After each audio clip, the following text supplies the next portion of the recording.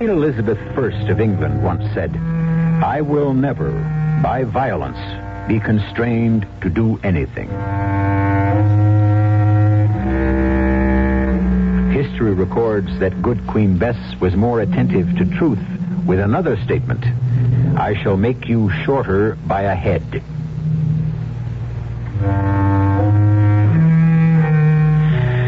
The lady had more violence in her than she dreamed or admitted, just as all of us do if we face the truth.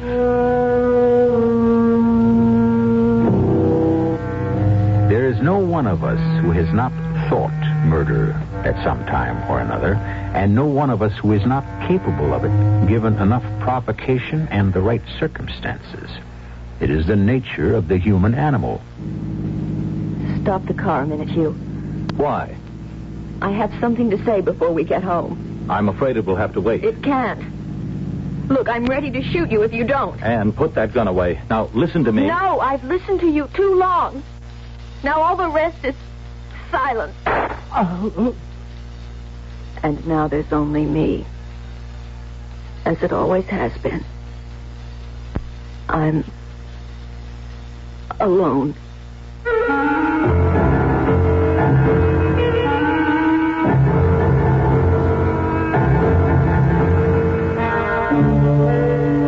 Our mystery drama, The Infernal Triangle, was written especially for the Mystery Theater by Ian Martin and stars Morgan Fairchild. It is sponsored in part by Anheuser-Busch Incorporated, Brewers of Budweiser, and Time Magazine. I'll be back shortly with Act One.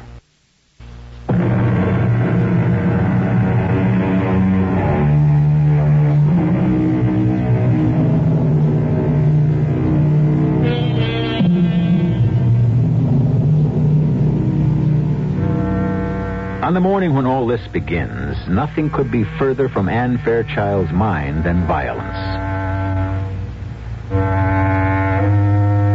To be in love, to be loved in return, and to have just set the wedding date produces such a state of euphoria in any young woman, even by today's standards, that the darker side of life disappears in a puff of gold-spangled smoke.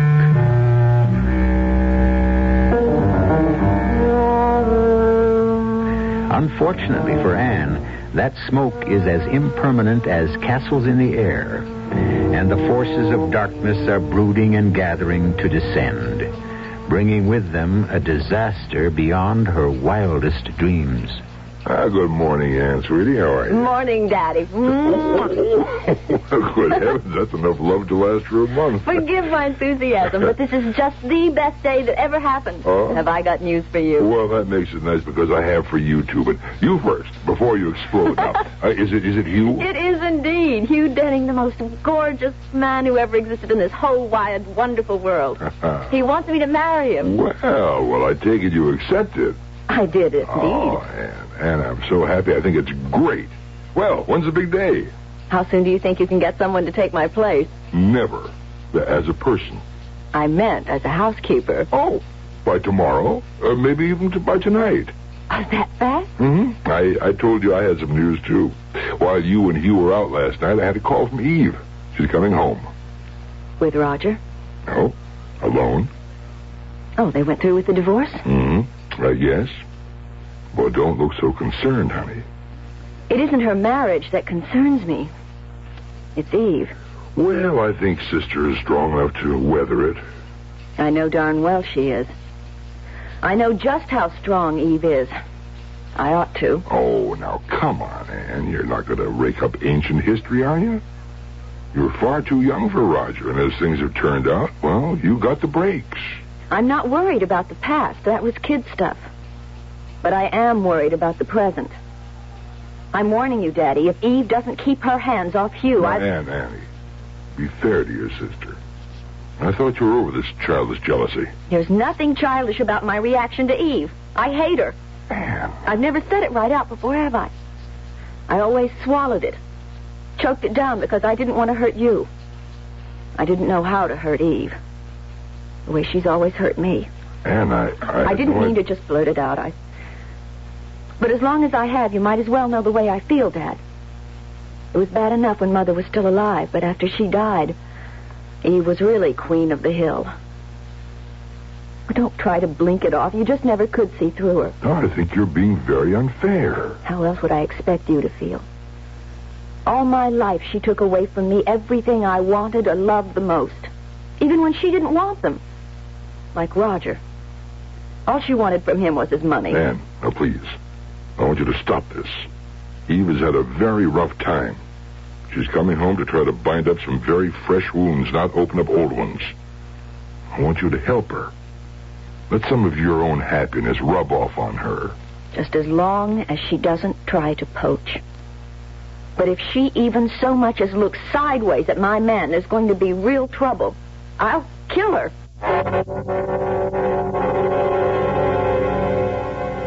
Of course, I don't really mean what I just said. I don't want to hurt anyone. I just don't like being hurt myself. And Eve is a past master at that. Oh, it goes back so long I can't even remember where it started, or maybe it just always was.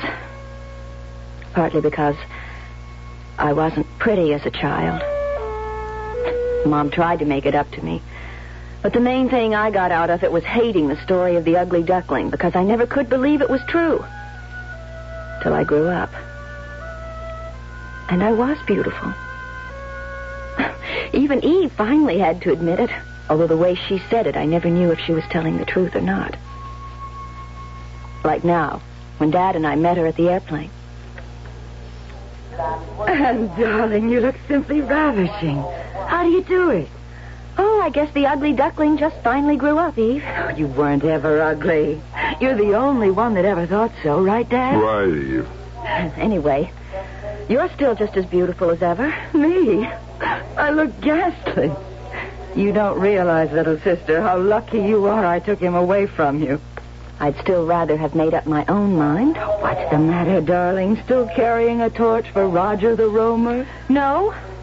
You successfully snuffed that one out for me. But you don't have to worry anymore, Eve. Anne here has someone to carry the torch for her for a change. How marvelous. A new lover. A man who's in love with me. And better than that, from a father's point of view, wants to marry her. But that's wonderful. When? We haven't set a date. Oh, I can't wait to meet him. His name is Hugh. Hugh Denning. And I wish you didn't have to. Didn't have to what? Meet him. Ever. I want to warn you, Eve. This is one I'm not going to let you steal.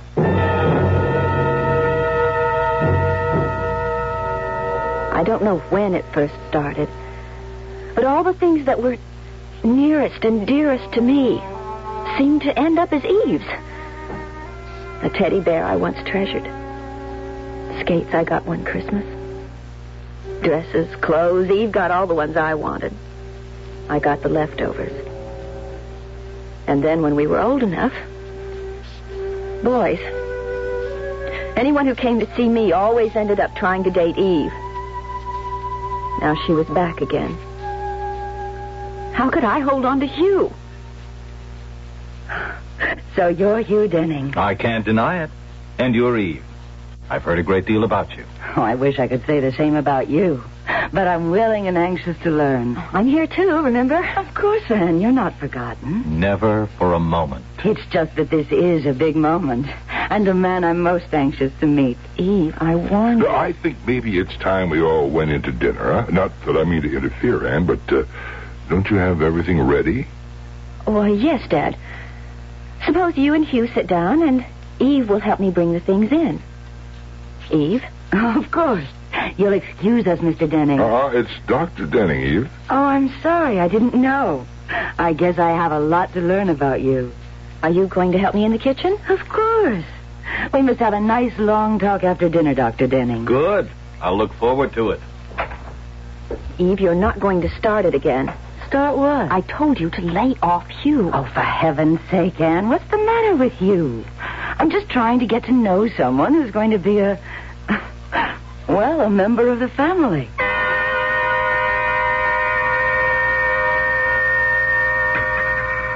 Oh, I'm sorry to hear about your divorce, Mrs. Grant. You shouldn't be. And by now, don't you think you should call me Eve? All right. Eve. I'm going to keep it Dr. Denning for one moment longer. Huh. I made the mistake of marrying a man who couldn't even keep his word, let alone his wife. He even cheated on his mistresses. So I'm well rid of him. Don't you think, Anne? You arranged it so I never had the chance to make up my mind. Oh, surely you no longer care. Well, surely what we can do is drop Roger out of this conversation, huh? He doesn't mean anything to us anymore. That's gospel.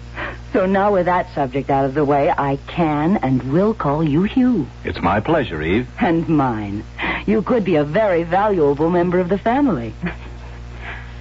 There's a fire in the living room. Why don't we have coffee and maybe some brandy in there? The table has to be cleared. Oh, the dishes can wait. The ice cream will melt, and we need more coffee. Why don't you help me straighten up? Why don't I do that, huh?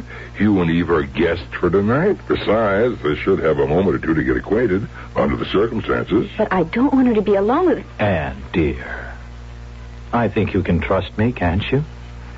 Yes, but If you want, we can all do the dishes. No. Eve is tired. It's a long trip. It's her first night home. Do me a favor, Hugh. You keep her company while Anne and I clear away, all right? I think that's a good idea. I've been looking forward to meeting Anne's sister. Anne? I guess so. You do remember we discussed this? Yes. Then come on, Eve. We'll see you in a little while. Anne? Yes. Are you all right? Yes, Dad, yes. Okay. Now, where do we start? Oh, anyway, Dad, it doesn't matter. She started. Already. Only this time, she isn't going to get away with it.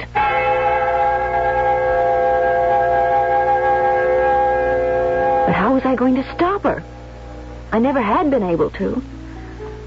And in the days that followed, I saw them more and more together. Whispering in corners, breaking off quickly when I came in the room. Hugh was avoiding me. Never seeing me alone, he claimed his schedule was jammed. Pleaded solid appointments every day. I was getting more and more frantic. I knew I was losing him to Eve, but how to stop it? And then one morning, I started out shopping and had to come back for my pocketbook. Nobody saw me come in the door. Upstairs, I could hear a radio playing. And as I climbed the stairs, I realized it was coming from the bathroom Eve and I used. I glanced at my watch. 11 o'clock. Sure, just getting up. And as usual, playing that darn radio while she had her bath, in spite of the fact that Dad had warned her how dangerous it... And suddenly, I saw how it all could be. Only first, I would give her one more chance. Oh, who's that? Me, Anne. I'm having a bath. Do you mind? What are you turning the radio down for? I want to talk to you. All right, Anne, later. No. Now. I just want the answer to some questions. Are you going to leave Hugh alone? I don't know what you're talking about. Don't lie. You're just trying to steal him from me. You must be crazy. Just as you have everything else I ever wanted. So this is your last chance. My last chance for what? To promise to stay away from you. If you don't, I'll kill you. Oh, don't be ridiculous. I don't care about Hugh. You're lying. Oh, what is the use of talking about it? It wouldn't change anything. There's only one thing to do. Anne,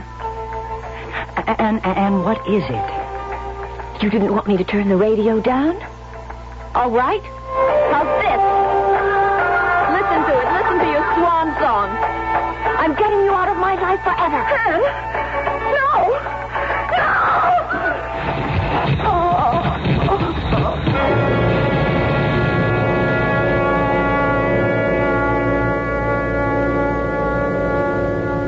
I read it somewhere, but I never quite believed it. It's just dangerous as people say it is. And you're dead. Eve, dead. I never have to worry about you again.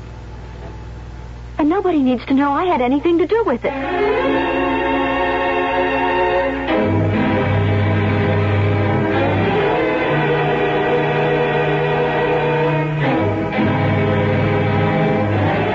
In spite of our knowledge about the danger of certain electrical appliances, too many people die from accidental electrocution every year. The most common villains are radios and electric heaters. Statistics are not available, certainly not in a case where death was deliberately caused, as in Eve's case. I shall return shortly with Act 2.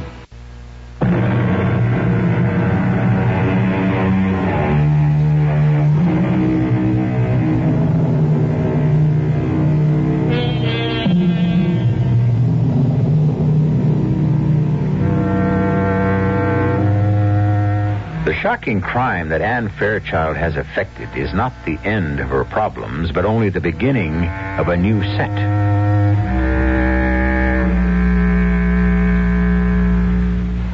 Starting with the moment when, after sneaking successfully past the door to her father's medical office, she is just about to let herself out the main door of the house when...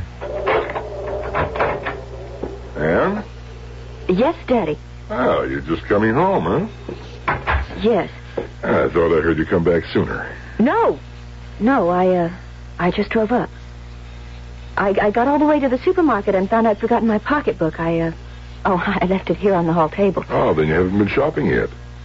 No. Good. My drug salesman hasn't been by this month. Could you stop in at Citrine's pharmacy and get me this prescription order? I'm all out of phenobarbital. I've called them. It's a large order, but they'll let you have it since they know us both. Oh, I'll get it, Daddy. Fine. I've got to get back to a patient. By the way, that's capsules, not tablets. Where's Eve? I guess she's in her usual morning state. Ah, dead to the world, huh? She doesn't like getting up in the morning much. Well, I don't blame her. I've been giving her some sedatives. Maybe we ought to wake her now, though. And as soon as I dismiss this patient, we could all have some brunch if you'd make it. No. I'm going shopping and get your pills, and then I'm coming home for a nap. If you want Eve, you'll just have to wake her for yourself. I didn't mean that literally, of course. Because nobody could wake Eve. She was dead. Electrocuted, drowned. Dead as dead. But then everything became sort of blurry. I guess I was just reacting to all the horror, the terrible thing that had happened, and my own terror. I remember I did the shopping and I picked up the pills for Dad. I came home and just left everything in the kitchen and went upstairs. Well, everything was spinning round as I lay down, and I must have fallen asleep so deep that it might have been me that was dead. I remember waking up once and being questioned by someone. Lieutenant of Police, I must warn you, whatever you say can be used against you. I haven't said anything, have I? No, but you will. We have our own methods. You say the radio was playing. I didn't say the radio was playing. Ah, but the sister was in the bathtub. The radio was playing. You threw it in the water and you killed her. No! Why would I do that? Because you hated her. You've always hated her, haven't you? Who did you say you were? But don't you know who I am? Someone from the police, a lieutenant something or other. Lieutenant Anne. Annie, it's me, Dad. Dad? You're not from the police. You're not the lieutenant. Of course not.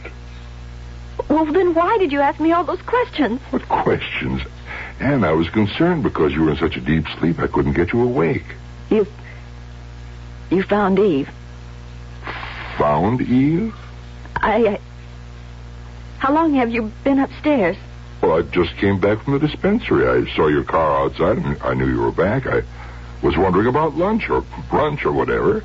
I came to wake you up first, and then I thought we'd get Eve and eat together. You can't get Eve. She's dead. Dead? We told her about having that radio in the bathroom while she was in the tub. It fell in, and she got... Good Lord.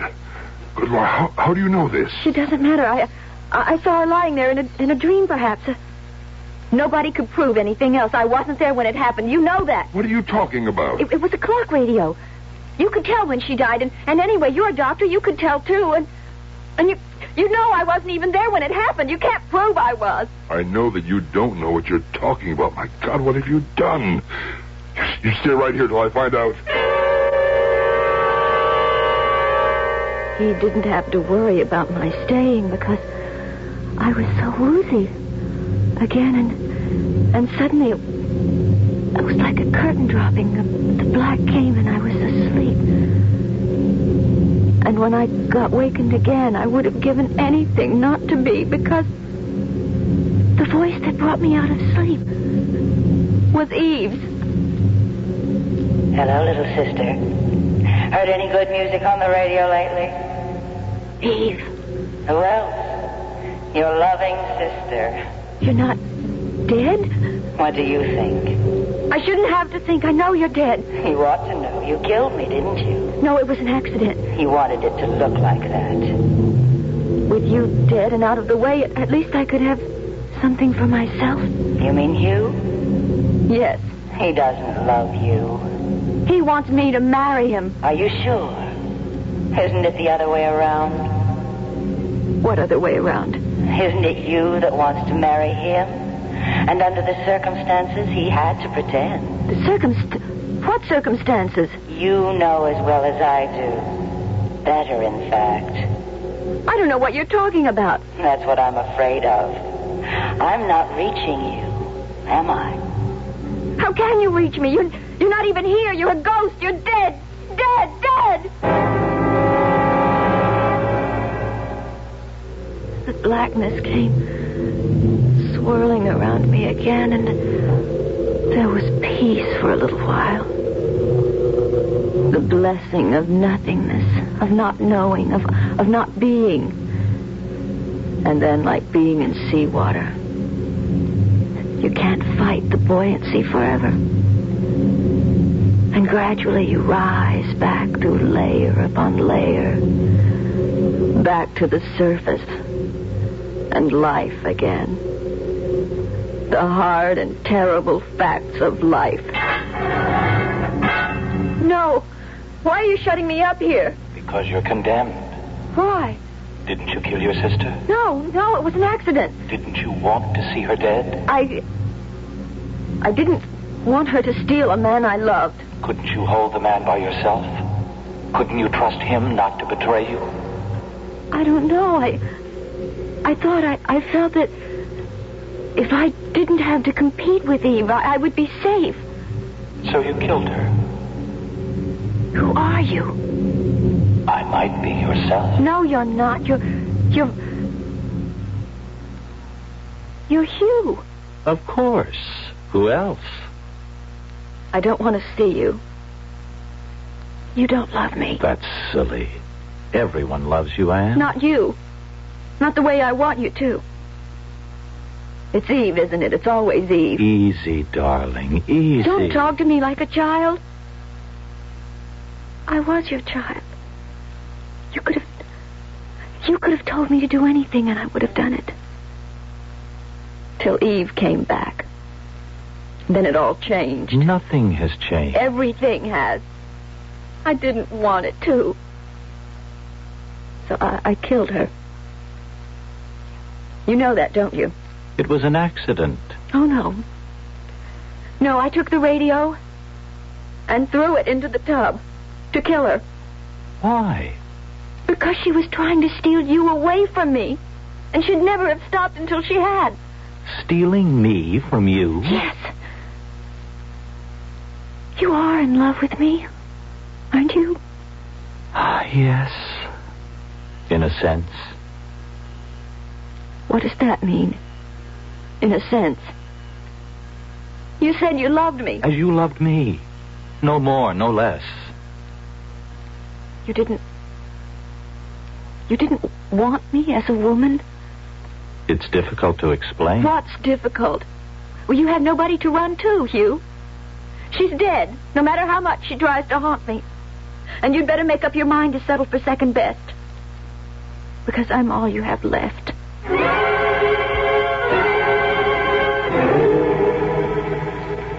He doesn't want me. He never wanted me. I killed my sister to keep his love, but that wasn't enough. He doesn't love me. He never will. It was all a lie. So now I know I have to kill him, too. That's why I brought the gun. Daddy's gun. The one he keeps in his office. I want to go home, Hugh. I don't know about that. Am I arrested? Locked up? Am I accused of anything? No, not yet. Then can't I please go home? Would you promise to behave yourself? Yes. And how do I know you'd keep that promise? I don't know. Wouldn't you see that I did? I can't control it, Anne. You have to be the one. Please, I'd be safe with you, wouldn't I? But is anyone safe with you? Oh, damn it, I'm going to take the chance.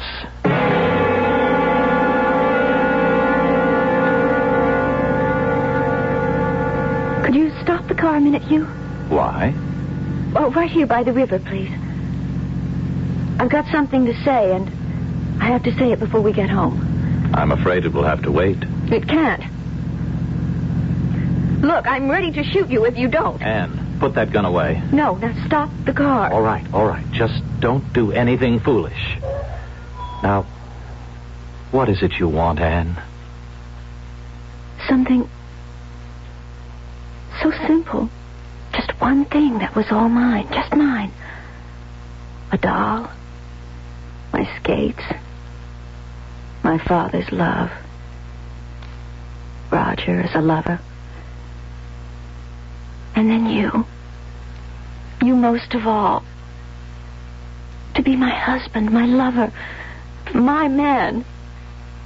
Eve took them all from me, so I thought that if I killed her, then I'd be safe. Now I see it was all for nothing. Because even though she's gone, you don't love me. I still can't have you. So no one will. Anne, listen. You've got to listen to me. No. I listened to you too long. Now all the rest is silence. Oh. And now there's only me, as it always has been. I'm alone.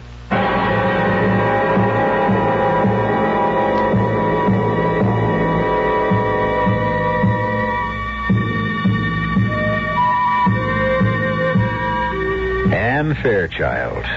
Not the picture of your all-American girl, is she? What drives her? How does she expect to get away with 2 murders? Will the second return to haunt her as the first? And what possible redeeming quality makes her story worth retelling? I'll return shortly with Act 3.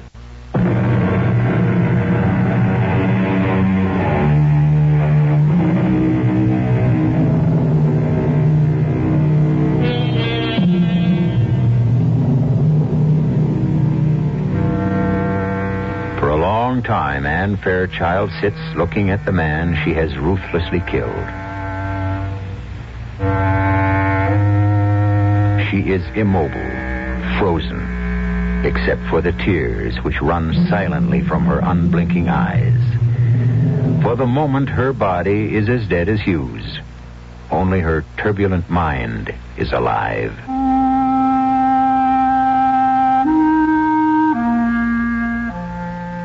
And now I've killed the last thing I loved. Except my father. Because I did love you too, Eve, in spite of everything. I was just so jealous. Jealous of all the love you stole from me, and most of all, my father's. Dad. Does that mean I have to kill him, too? No, I've destroyed enough. Except one last thing. Me. But how? I can't. I haven't the courage to shoot myself. How? I know the pills I got for Dad. But I need time for that. I can't cover up Hugh's death. I have to bury him first. I'm sorry, Hugh. I have to bury you. Goodbye, my darling.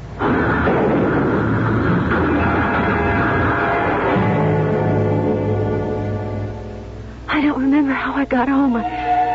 Somewhere I must have fallen because my stockings were torn and I had bruises on my elbows. And there must have been some rain because I could feel my hair plastered to my head. It's funny that I could feel anything outside. Because inside, I was dead. Dead as Eve and Hugh, and as I hope to be soon myself.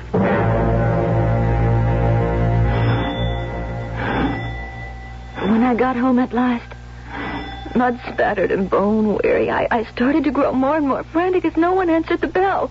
Help me, someone! Help me! Help me! And what in God's name? Come in, child, come in. I thought there was no one here, that I was all alone. No, come into my office. I'll get you something to calm you down. Have a look at how badly you're hurt. I'm all right. I just slipped and fell or something. Now, just a minute, Anne. How did you get away from there? I asked Hugh to bring me. And he let you out? We started off in his car, and then I... Yes, and then? And then I had to kill him. Because he doesn't love me. That isn't true. He doesn't want to marry me, does he? Well, I don't know how to answer that. It doesn't matter. He can't anymore. I made him dead. Just like Eve. Anne. Yes? You say you killed Hugh just as you did Eve. How? How? Yes. How did you kill Hugh? I shot him. Then I got out and put the car in gear and let it roll down the embankment. You say you shot him? With what? With your revolver, the one you keep in the drawer. I thought about shooting myself first and then again afterwards, but I didn't have the courage. Just a moment, Anne. What did you do with the pistol, Anne? Afterward, I mean. The gun, I don't know. Maybe I threw it away. I don't know. I don't remember. But you haven't got it now? No. You can see I don't even have my purse. And you're sure Hugh was dead? Yes. The phone is ringing. Let someone else get it.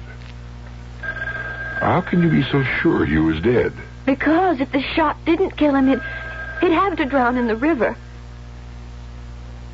The phone has stopped ringing. I know. Someone answered it. Anne. What? Why did you want to kill them? Eve and Hugh? Because they stole love from me. The only thing I ever wanted and never could get all my life. But I'm sorry I killed them. Sorry. And there's no need to be sorry because you haven't... yes. Yes, there is. Because, you see, it didn't do any good. It didn't make me safe or give me what I was looking for. The only person I should have killed was myself. Myself. It's the only way I'll ever be free. Come in. That was you, Dad. He called to say that... That what? Anne had escaped. I told him she was here. No, he couldn't have called. He's dead, just like you are dead, Eve. You can't be alive. Why won't you die and leave me alone? I see it now. The only way I'll ever be rid of it is to die myself. Watch it. Anne, stop it. Let go. Anne, let me alone. You all want to be rid of me. Just let me die. Hold her. Can you handle her just long enough for me to get... No, I'll get a hypodermic. Make it quick. That's it. Why Hold did I her think there. I'd ever win? I just... Easy now. Die, please, God. Anne. Please. Anne, if you'll help me, if you'll just help me, I'll bring you rest. Can't help me. I can't. Why do they haunt me? I've got to hide. Darling, my little daughter Anne, let me help you. You know I will because I love you. You love me, Daddy? Daddy loves me? Daddy loves you. And then the dreams, stretching backwards through all my life, swirling back into the past, darker and darker, till finally I came to the darkest moment of all. I don't know what age I was, very young, 8 or 9 perhaps, and I woke up and couldn't sleep. I climbed out of bed and I listened at my door. Far away I could hear Mother and Father talking grown-up talk. And I thought, if they'd just hold me for a moment, I wouldn't be scared of night shadows and those goblins that hid in the dark. So I started down the stairs. Absolutely not. But halfway down, That's not the truth. I was frozen by what I heard. I never have been very good with children. You know that. I bore you one child. That's all I promised. God, what a child. Eve, everything I could ever have wanted. Bright, beautiful, brimming with life. With only one fault, so I tried again. I'm sorry I couldn't give you the son you wanted so much. Oh, poor, ugly little Anne. You could be a little kinder to her, Jim. Don't you realize that poor, overweight, stumbling child dotes on you? Centers her whole life on you? Waits trembling for even the slightest word of acceptance, of love? Oh, I'm sorry, Jim. She made it so I couldn't have any more children. Oh, I don't blame you. That's fate. And for the love of heaven, Jim, you, of all people, a doctor, can't blame a defenseless child because she turned out to be a girl. There's no way we can change that. Or that I can have any more children even if I wanted to. I know. If only she weren't such a little... Nothing. I mean... Don't sell Anne short. Some children develop late. Maybe Anne is an ugly duckling now. Certainly next to Eve. But give her time. Oh, better than that. Give her love. To love. And not to be loved in return. I think it must be the most terrible thing in the world. And then I start the long climb up, winding around and around like a spiral staircase, until suddenly my head breaks water, and I'm back in the world again. I slip out of bed a little unsteady and steal downstairs into Daddy's office. The phenobarbital is in his cabinet. And then they were doing things to me. I could only hear their voices as though they were at the end of some long tunnel. There's nothing more to pump out. We've got to keep her moving. Eve, get all the hot black coffee you can. Your father and I will keep her walking. Oh, please,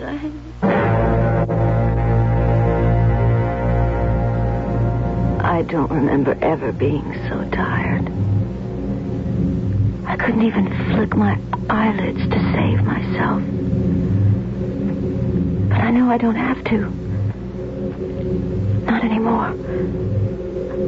I'm not awake, but I'm not asleep. Just lying here, I can hear every word that follows with marvelous clarity. I can't react, but I can hear.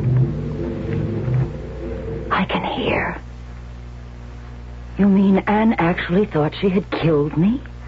And you, Dr. Denning? Well, Anne's been hallucinating for a long time. Ever since Roger chose you instead of her. Oh, I still can't believe that Anne would go to pieces over that. It's been coming for a long time. You thought he had it under control till the accident of your coming home. You mean Anne's right? I caused it all. No, I'm the one to blame. Nobody is to blame. It was only unfortunate that just as I had gained Anne's confidence, at the expense of accepting for myself the love she still harbored, unrequited for her father, you came along, Eve, and were the catalyst that blew things wide open again. Then it is my fault. Oh, look, if anyone was at fault, we were all at fault. But Hugh, are you trying to say that we've exploded my poor little sister into fragments? That she can never be pieced together again? I don't know how to answer that. I only know that as long as I live, I'll be trying. Because when Anne gave me her love and I returned it, it was no pretense. I know the real girl that lies buried under all the emotional misunderstandings. And I love her. I'll never stop believing I can't clear away all the shadows and let the sunlight back in.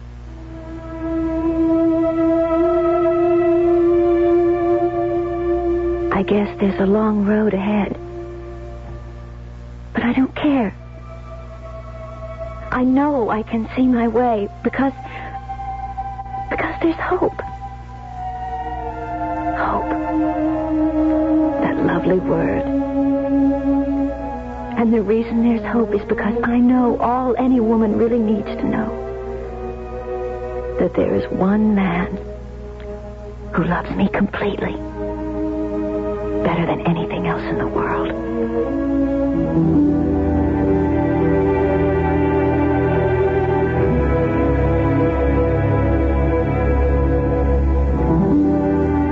In a way, this hasn't been a story at all, because most of it was never told.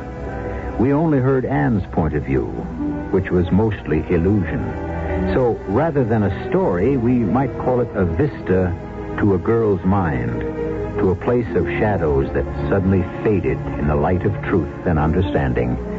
A strange visit to a dark room. I'll be back shortly.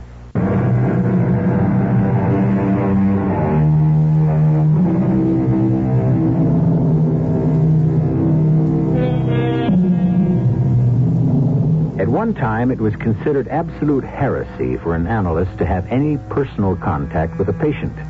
But we're a more permissive society now, and Hugh Denning is not the first psychiatrist who has married one of his patients. Of course, Anne is no longer a patient.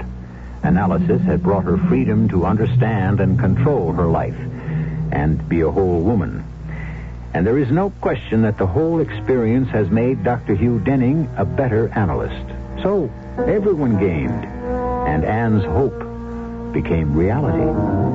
Our cast included Morgan Fairchild, Joe Silver, Catherine Byers, and William Redfield. The entire production was under the direction of Hyman Brown.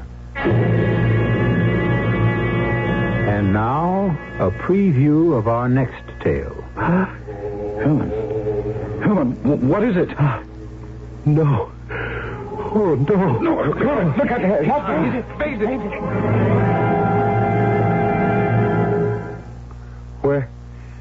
Where am I? In your rooms, Herman. What happened to me?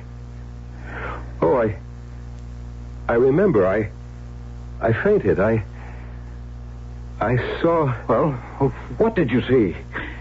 You must promise not to laugh at me. I promise. She winked at me. She what? She winked at me. Oh. You say that as if you think I'm crazy. I'm not. I'm the sanest person you know. But the old Countess, my grandmother, is dead. I know. But she winked at me. Radio Mystery Theater was sponsored in part by Buick Motor Division. This is E.G. Marshall inviting you to return to our Mystery Theater for another adventure in the macabre. Until next time, pleasant dreams.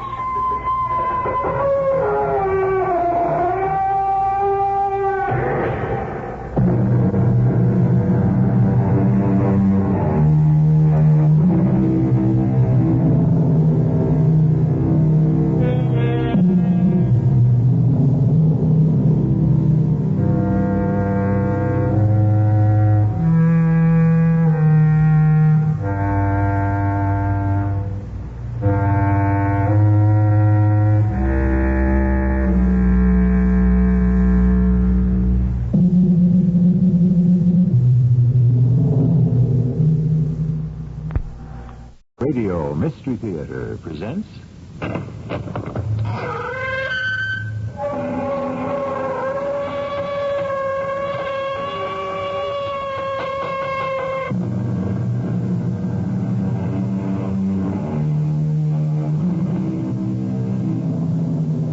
Come in. Welcome. I'm E.G. Marshall.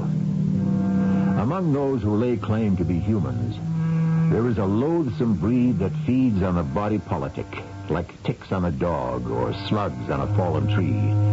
They are the dregs of humanity, the terrorists, and, worst of all, the assassins. There is no excuse for their existence, and yet this tiny tail of the dog threatens the existence of all of us. And in our tortured world, their number multiplies. If you hurt my wife in any way, I swear I'll get it. You two, lady. I warned you. Both of you. Turn around again, Four Eyes. My glasses, you knocked them off. You won't be needing them. Turn around. Please, Jerry, do what he says.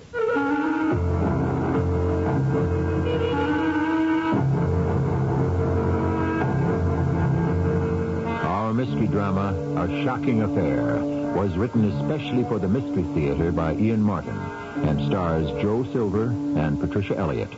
I'll be back shortly with Act One.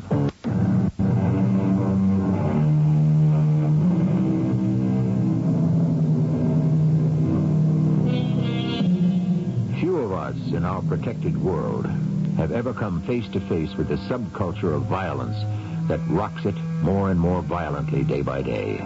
We can give thanks to our lucky stars that we are not citizens of the lands beyond the Iron Curtain or the countries in ferment in Central America. Most of us are lucky enough to have escaped the hijacker, the burglar. But if we had to face the violent criminal, how would we handle it? Pardon, senor. Oh, it's okay. Hey, you dropped your book. Here. Oh, thank you.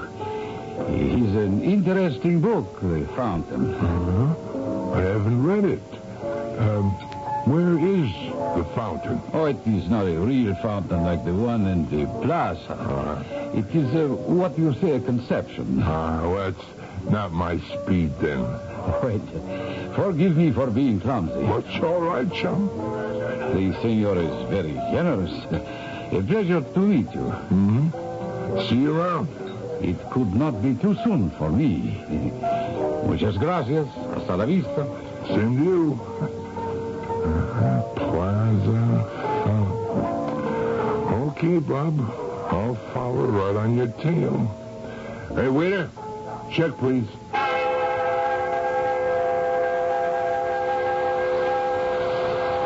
Don't look around, senor.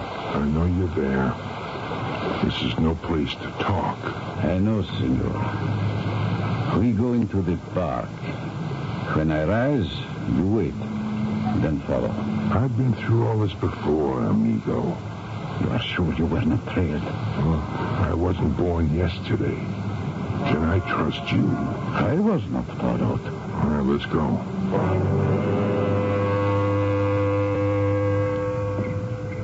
We can talk here on the bench. Okay, I'll buy it. It's open enough and deserted. You bring the money? Here in this paper bag, the money. 25,000? See. Unmarked bills, broken serial numbers? This money has been well laundered. You'd better be. Well, you can be sure. You have not asked me about the down payment. I checked my bank in Geneva. They have your deposit. If they didn't, I wouldn't be here. Of course. Now, the second 100,000 better be there as fast, once I deliver. The second 100,000 will be paid, and promptly. Once you deliver. You can count on that. Now, who do I take out? General Ferdinando Albeniz. Yeah? Who's he? He is the leader of the insurgents of El Portabel. That little Central American banana republic? You insult my country. All right. How am I going to recognize this joker I'm going to waste? I have pictures of him, blow-ups. You can study them. Here. Okay. Now, when does he get here? Tomorrow night. Where does he land? We don't know what airport. Security will be very tight. Where's he headed? To a house on 5th Avenue. You know his route there? No. Then what? There will be 2 days of conferences at the house. Then he returns to El Portobello. Under the same heavy security, huh? No advance plan. That is right. So we have to take him at the 5th Avenue house? I would think. Now, you just let me do the thinking, huh?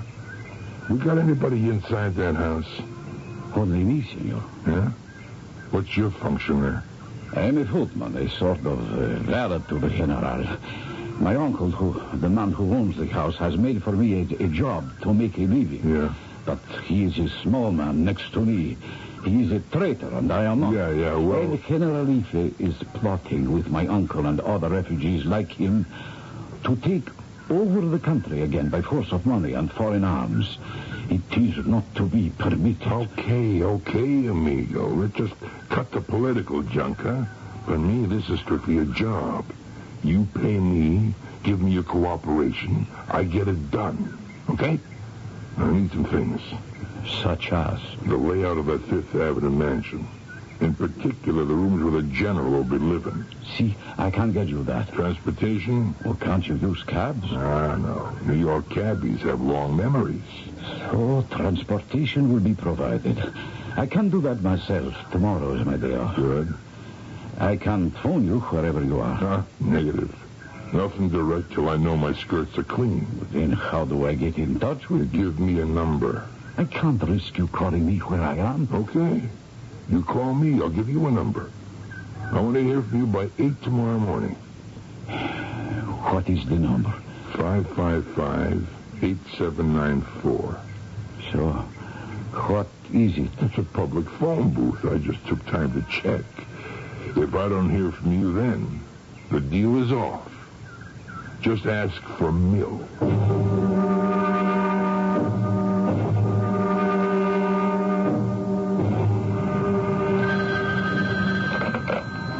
Am I speaking to Mill?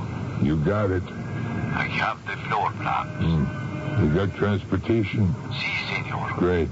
You picked me up at Frank's Breakfast Bar, 61st and 9th.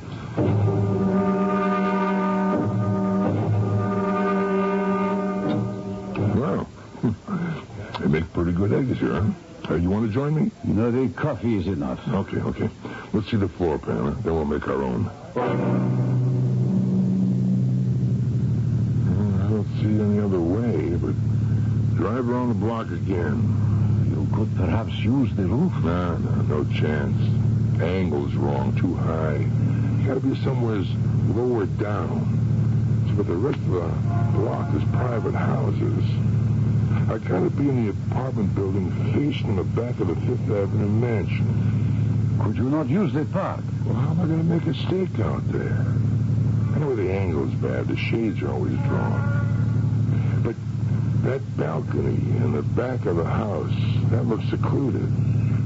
If you get our pigeon out there, he's a dead duck. I can't get him there.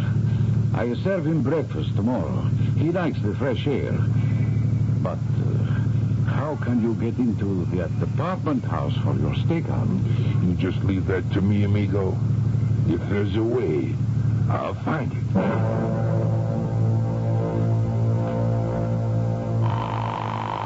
Hello? Hey, don't tell me. First shot. Sam Shane? Who is this? An old buddy. Milfram?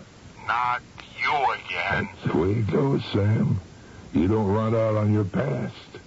Now, what's a senior partner in a big law firm like yours doing answering the phone? I guess I'm going to be sorry I did.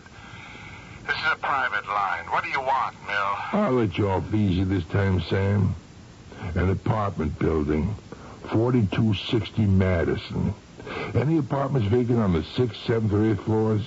How would I know? Oh, you got the connections. I expect you to let me know by 3 this afternoon. How long do you think you can keep squeezing me, Mill? The rest of your life, if you want one. Otherwise, I could turn you in for... Okay, you got me where you want me. Now, How do I get back to you? You don't. I'll call back at this number 3 o'clock sharp. You better be there. 4260 Madison. What are you doing, Judy? I'm just labeling all the baggage, Jerry. Why do we have to label them? Didn't the cruise people provide all that junk? Sure, all kinds of stickers about where we're going and the name of the ship and the cabin number. Just nothing about where we come from. Supposing our baggage got lost on the way home. Solid thinking. There's only one hitch. What? Well, even if they could read the numbers on Madison Avenue, which are pretty squiggly, what is a pila? Or whatever that squidge is. Apartment 7A, dummy. Put your glasses on. Why don't I stop trying to kid myself? I have to wear these things all the time. Why not? The ones with the horn rims? And what's the matter with the gold rims? I thought they made me sort of, distinguished. So do the horn rims, but in them you look sexy, too. You're only trying to teach me to live with my infirmity. Oh, some infirmity. Stop making mountains. It's just that they're easier to see than molehills. Oh. Nothing vacant, Sam? Nope. The building is rented solid. You said you had a building plan there? Yeah, right on my desk. Now, take a look. Do all the apartments have western exposures? Now, why would you want to know? Forget it. I don't want to know. Let's see. No, just the A, the C, and the D line. Uh-huh. Anything else? Yeah, just forget we ever had these talks. Brother, they're forgotten. And that I called you. I wouldn't kid you. I'd give my left arm to think you never would again. That's my buddy. Who knows? Maybe I never will. But, don't count on it.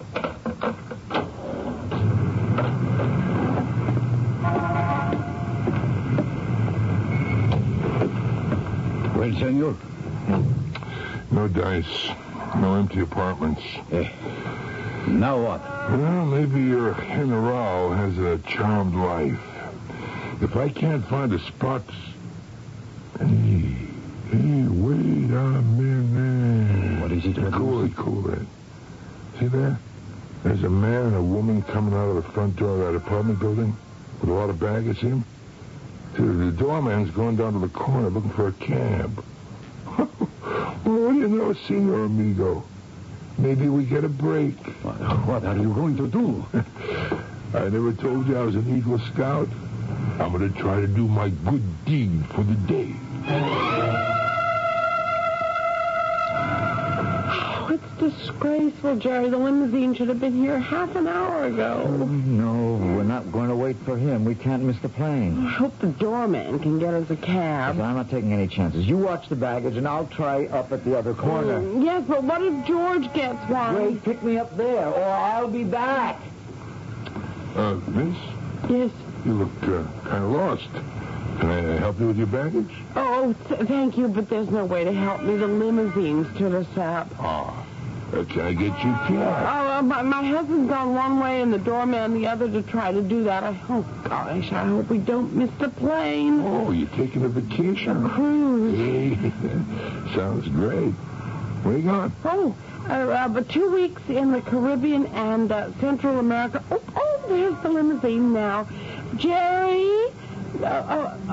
Look, since you're walking in his direction, would you mind telling my husband we're all set to leave? He's the tall one with the trench coat and the glasses, right down the street. Sure. I'll be happy to tell him you're leaving.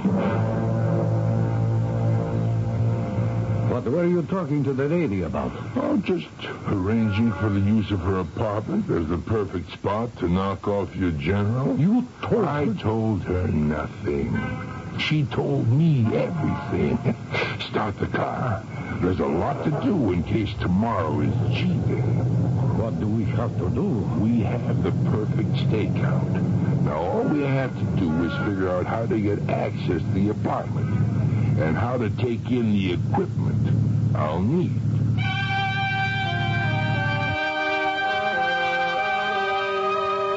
A man like Miller Fram, or whatever his true name may be, is impossible for the normal person to understand. He is a machine, cold, calculating, totally immoral. His business is to kill and to be well paid for it. What motivates him beyond money? I wouldn't care to speculate, but kill he must to preserve his reputation. Will he succeed this time? How can he be stopped? I shall return shortly with Act 2.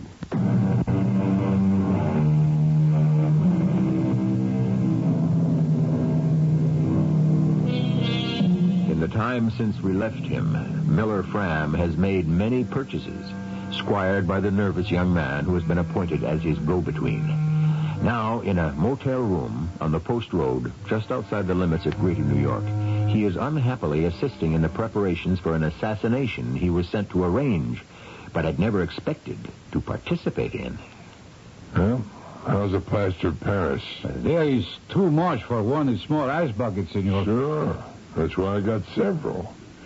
Hey, what's your name? Jaime. Jaime? Okay, Jaime, come here. Si, senor. I want you to take this. What is it? That is the stock of the greatest sharpshooter gun in the world, the Mannlicher 756. The stock? Yeah, I stripped the rifle so I can smuggle it in, right? Right. Well, look, pick up that crutch. Si, senor. See, now, this is the barrel of the rifle, wrapped carefully in cheesecloth and oiled. It slips right into the leg of this crutch, see? Take off the rubber foot there. Good. Now we just slide it in there. Slide it in till it's rammed home and... hand me a rubber foot. See? See? Now it's secure. Now, you know what this is? It is a gun sight, I think. The finest telescopic lens made. You know where this goes? No, senor. Right inside the arm of the crutch. Neat? See, you have thought of everything. It's my business. Now, the tripod to steady the gun goes in the other crutch leg. The breech, firing mechanism, trigger, hammer, all inside the other armrest.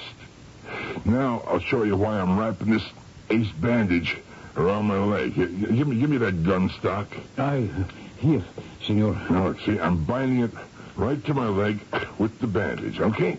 Now, when I'm finished, we're going to use that plaster of Paris to make a cast over my whole leg. But, senor, what is the reason for all this? Well, how can I get into a security apartment house unless I have an obvious reason? I'll be visiting one of the doctors in the building. But how do you know the apartment number? You think I helped that dame with her bangs because I'm a Boy Scout? I read it off the tags. Estupendo. But how do you get in? If there's a locked door I can't open, I still gotta find it. Okay, Jaime, let's make that leg cast.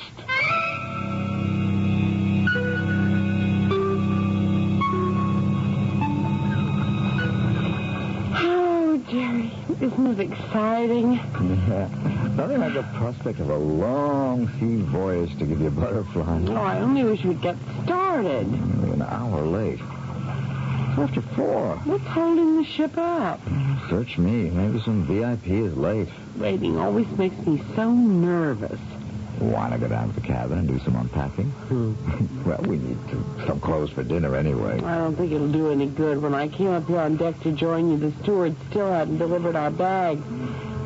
You don't think anything could be wrong, do you? What could go wrong? I don't know. I'm just getting fidgety. I'm trying to think of all the things maybe we forgot to do before we left the apartment. Come on, honey. We're headed for a 2-week honeymoon in the Caribbean, and we waited 3 months to take. That's all we should be thinking about. Come on. I'll go buy you a glass of champagne. So we're ready to toast bon voyage when we sail.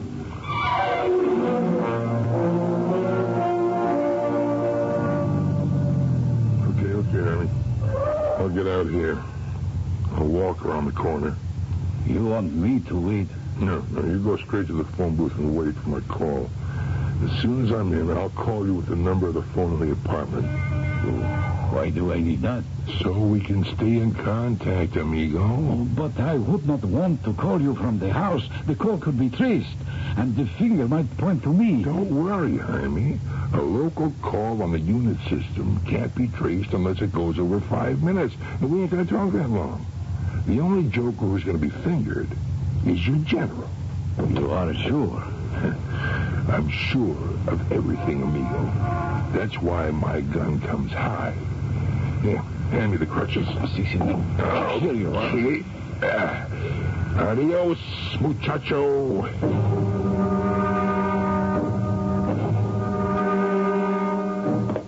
Afternoon, sir. Can I help you? No, thanks. I'm beginning to get used to these things.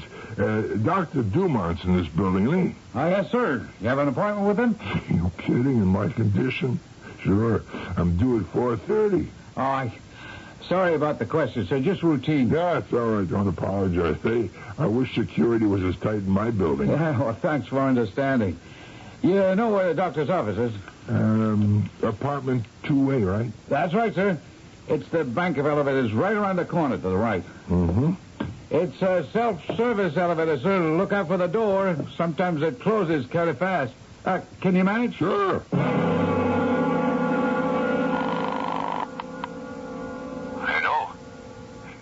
Hello. This is Jaime.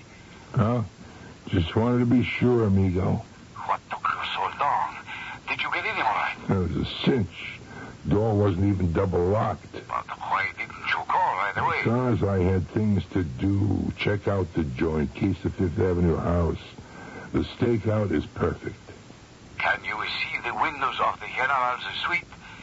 It is the only one with the balcony. Yeah, it's perfect. I'm right in line, a couple of floors above. I got the rifle all lined up already. You know, it's a real cozy little pad. Plenty of food in the fridge, plenty of booze in the bar. Well, the less time I spend here, the better. And I have no more time to spend, or I will be late for work. Check. Sooner you get back to the house, the better. Senor, you must not miss. I never miss. Oh, when you call, let the phone ring once and hang up. And wait exactly 1 minute and call back. I'll pick up on the third ring and you identify yourself. Why so complicated? I want to be sure it's you, Jaime. This is supposed to be an empty apartment, right? I take no chances somebody might find out it ain't.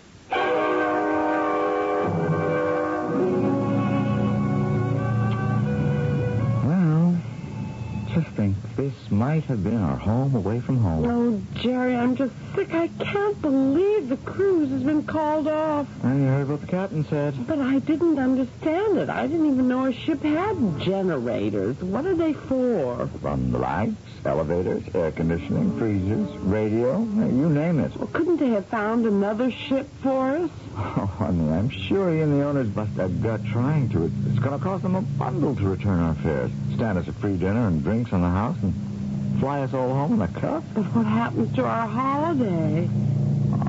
We waited for 6 months for this one. We can wait a couple more till I can book us another cruise. Well, it's a good thing they never brought up our bags, so we never unpacked. We fly back tonight? Why? Don't you want to? No, I'm so tired and let down. I just don't know what I want. No, that's not right. I guess now I can't wait to be back in our own apartment with nobody else but you.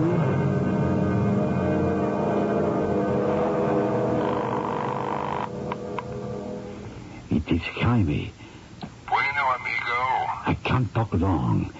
The General will have breakfast at 8 o'clock tomorrow. I am to serve it. Okay. Just get him out on that balcony. I will try. But when you shoot, be careful. I only hit what I aim at, amigo. So long as the gig ain't till morning, I'm going to feed myself and catch me a good night's sleep, huh? I'll wait for your call in the morning. But, senor, in case I can't get to the Jaime, ¿dónde está usted, Jaime? He's calling. I must go. Coming, General. I am deserted if I was late. It is not of such a matter. Do not excite yourself. Viejo only needs a little help with his boots. I am at your service, El Generalife. Then pull them. Generalife, don't let it overwhelm you, my son. It's only, after all, a paper title. See, Generalife. Now the other boot. I see. I hope I don't have to die with these on. Do you know when I was happy? When I was a school teacher.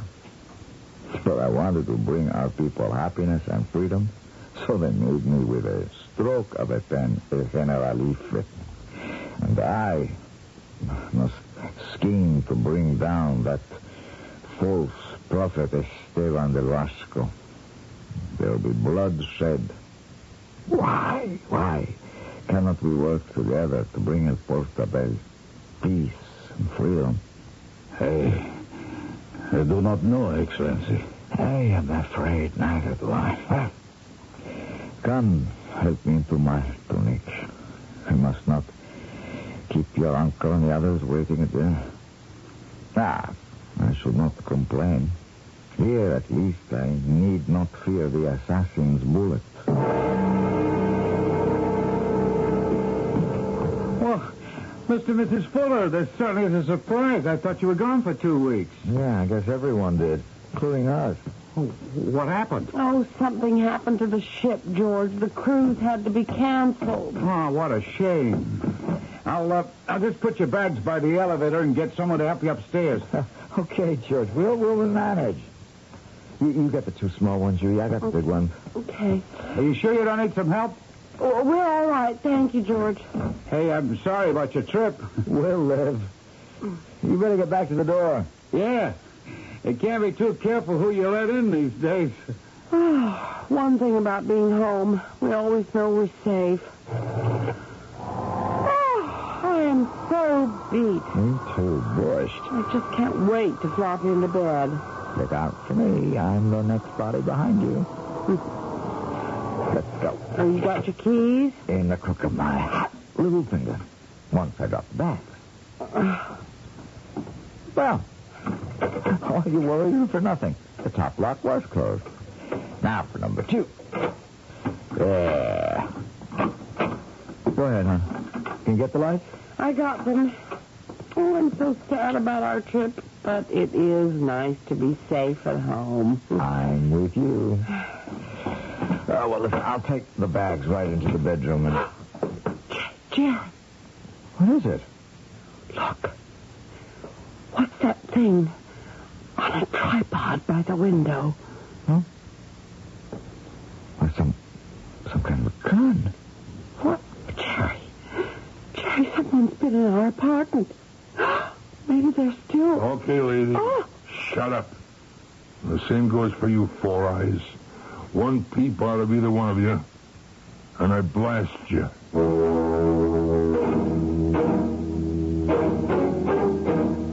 Now, don't pretend that all of you listening haven't thought of a moment like this. Your blood running cold at the thought of an invader in your home. Feeling your heart begin to pump and race just at the idea. But here, Judy and Jerry Fuller face reality. The nightmare is real. I shall return shortly with Act 3.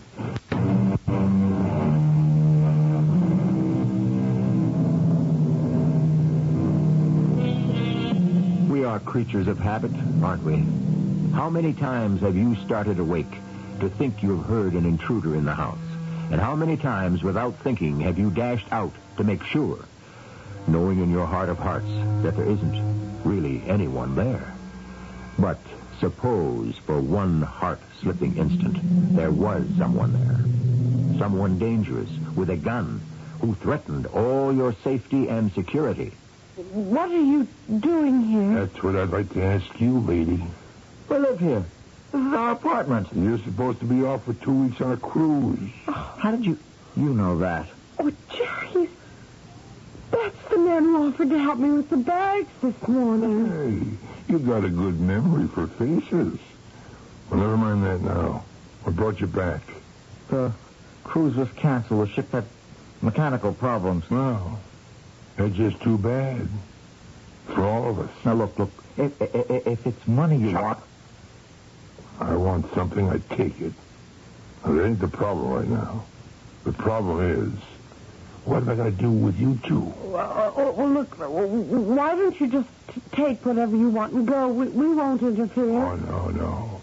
It don't work that way. See, you don't get rid of me. I got to get rid of you. Huh? We won't be any trouble. Yeah? Well, we'll make sure of that. Come on. Into the bedroom. Ladies first. I want you close to hand. Turn on the light, lady. Yes. Okay, just keep your backs to me. Oh, please. Please don't shoot us. It's not for me. It's my baby. I'm pregnant. Judy. Keep your voice down, lady. I told you. I don't want no trouble here. If you hurt her in any way, I swear... Ah! Are you two, lady? I warned you. Turn around again, Four Eyes. My glasses, you knocked them off. You won't be needing them. Turn around. Please do what he says, Jerry. Okay, Judy. Are you... Shut up. You killed him. I told you to keep your voice down. Your hubby's all right. I only stiffed him. Is there any scissors? Yes, my sewing basket under the TV. Get him. Yes, sir. What do you want with him? You'll see. Haven't you got him yet? Here they are. I'll keep him. Give me a hand with the bedclothes. To do what? Pull them off. I'll just take the top sheet, okay? Yes. Right. Now, make a cut along the edge every 2 or 3 inches. What are you going to do? I ain't gonna. You are. You're going to rip up that sheet in strips so I can tie the two of you up. There you are, lady. That ought to keep you from going anywhere. Did you have to tie something? Look, if I promise Let's not kid around, sister. I can't take any chances. Well, at least couldn't you let me take care of my husband? Please. That's nothing. Just broke the skin a little. Just lie back on the bed there beside your hubby and relax. You see? Yeah. He's asleep already. What do you mean, have a concussion? I don't like the way he's breathing. No. He's breathing. Count your blessings. What are you doing with that handkerchief? I don't want any noise around here that might attract attention. Just a precaution. Well, you can't gag him. He'll suffocate. Oh, please, all right. See, you talk too much, lady. Maybe that'll help you to stifle it. Good night. Sweet dreams. You don't mind if I turn out the light, huh? You won't be needing it.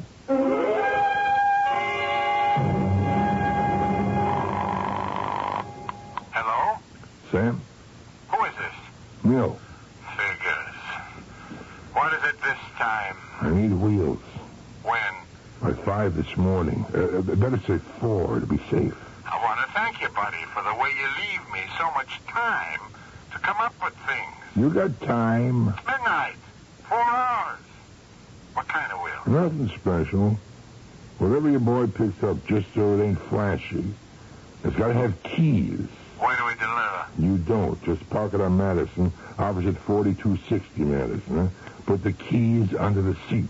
How do we let you know the car is there and what make it is? You don't. I call you back. What are you up to, Mill? You could read it all in the papers by the afternoon editions tomorrow. But then I'll be long gone. I love you like a brother, but do me a favor. Don't come back.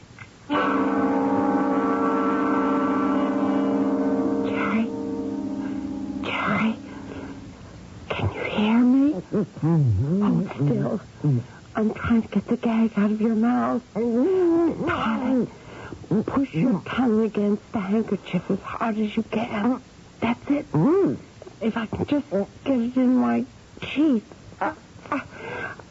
Oh, Lord. That feels good. I thought I was going to strangle. Shh. Speak softly. Are you all right? Well, I've got a king-sized headache. He tied us up, huh? And gagged us. How'd you get rid of your gag? I don't know. I just kept working on it till I sort of spit it out. It's so dark. What time is it? Thank heavens for that digital clock you gave me for my birthday. It's almost 4 o'clock. Judy, what's he up to? I don't know. He looked in around midnight after I heard him on the phone. I haven't heard a peep from him since then. Maybe he's gone. Not him. Whatever it is he plans to do, he's got to wait until morning for it. What do you think it is, Jerry? A rifle with a telescopic sight balanced on a tripod. That's expert stuff. He's got a target he can't afford to miss. But what? Who? I don't know. But I know one thing. He's an assassin. And he's got to be stopped. What happened to my glasses? He knocked them off when we hit you the first time. They're on the floor, I guess. Well, I'm in the dark. I don't need him. Can you scrunch around so you have your back to me? Like that? Why? Let me find your hand. There. Maybe I can loosen the knots. I tried that with you while you were still asleep. I couldn't budge them. Maybe my fingers are a little stronger. Judy. Yes, Jerry. Just before he knocked me out, I heard you say to him that you were pregnant. Was that the truth? Yes.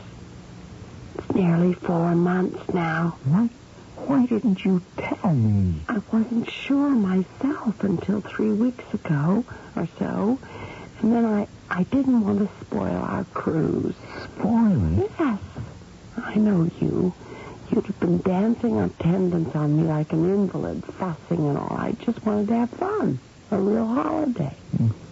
We missed that boat in more ways than one. Hey, Judy, maybe we should just try to play it safe. No. We can't just sit by and do nothing and let a man be shot down in cold blood. Maybe he deserves it. I don't want to take a chance on your life. Don't kid yourself. If that man out there assassinates whoever he's after, we'd be the next ones to go. He can't afford to let us live. We can identify him. Yeah. Well, then I guess we can't afford to let whoever his victim is die.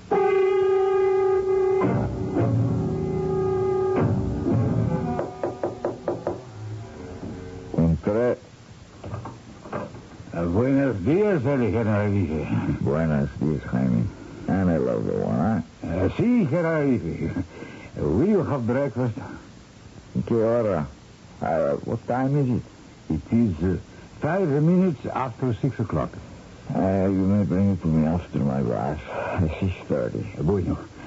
And since it is such a beautiful day, will His Excellency like to be served on the balcony? If it would please you, Jaime, ¿por qué no? Why not?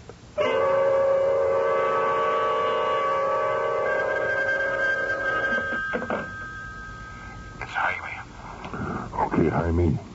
What's the word? He will be out on the terrace this morning. What time? 6:30. Good. 6:30, he will be killed. I want that second $100,000 deposited to my account number in Switzerland by tomorrow night. You must do the job first. Once the pigeon is delivered, he is a dead one. What's he doing? He's on the phone. What's he talking about? The man he's going to kill. We have to move fast.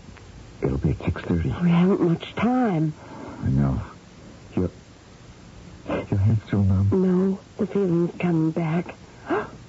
Where are you going? Did you get that salt out in the bathroom? Yes, but I couldn't find any sort of a pail. I used the wastebasket. Now, look, while I'm getting this, take the scissors and cut off the lamp cord to my bedside lamp, the long one, right up by the fixture.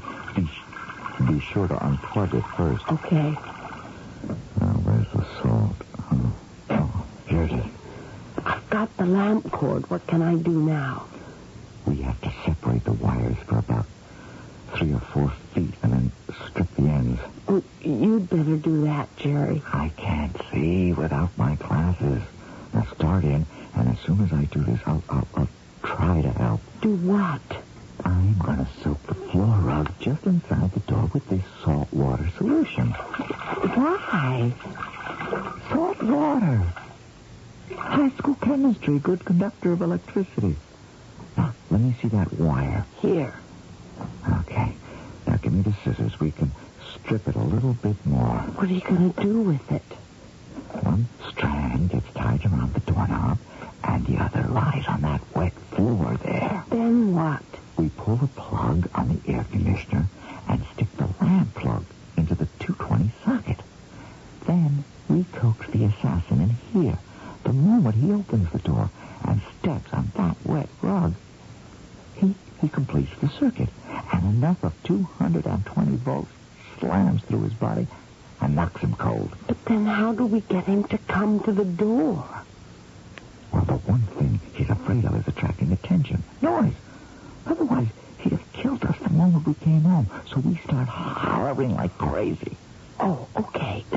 Now? Well, wait a minute. Just give me a moment to make sure the wire on the floor is in full contact. Hello, Honey. Honey, where's the general now? I have just told him I would be serving breakfast. Has he not come out there yet? No. But the minute he does, I'll have him right in my sights. He's as good as dead. What is that? I don't know. Wait, I'll settle it. All right. Shut up in there. Shut your mouths or I'll waste your... Pull out the plug, Judy. I got it. Okay. Is he dead? No, he's all right. Just knocked out. On the phone, he was talking to someone. You got it. I have his gun. Hello? Hello? Who's on this line? Whoever it was hung up. And I guess we'll never know who it was our assassin planned to kill. I'm not so sure. Have a look through these sights. I wouldn't take my eyes off this killer for a second. It doesn't matter. It was a nice-looking old gentleman, but he's gone inside. You call police emergency, Judy. Let them take it from here. I want to concentrate on booking our next cruise before it's too late. And I'm already a father. The Israeli raid that freed the hostages at Entebbe. Such actions lift the heart. Granted, force cannot always be answered by force, but wherever men are brave or resourceful enough not to knuckle under to terrorist tactics, the drive for reasonable action by reasonable men gains momentum, and the course of peace is best served. At least this one time, Judy and Jerry Fuller chalked up one for our side. I'll be back shortly.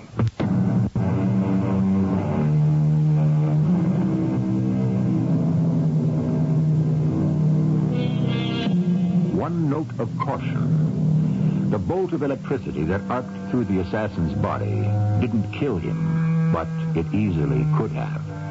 Even if the current had only been 110. Never handle any electric appliance when the floor is wet, or if your hands are wet. It isn't that we don't like our tales to shock you. We just don't want them to be the death of you. Our cast included Joe Silver, Patricia Elliott, Michael Wager, and Ian Martin. The entire production was under the direction of Hyman Brown. Me, smack dab in the middle of silence. This is E.G. Marshall inviting you to return to our Mystery Theater for another adventure in the macabre. Until next time, pleasant dreams. Radio Mystery Theater presents...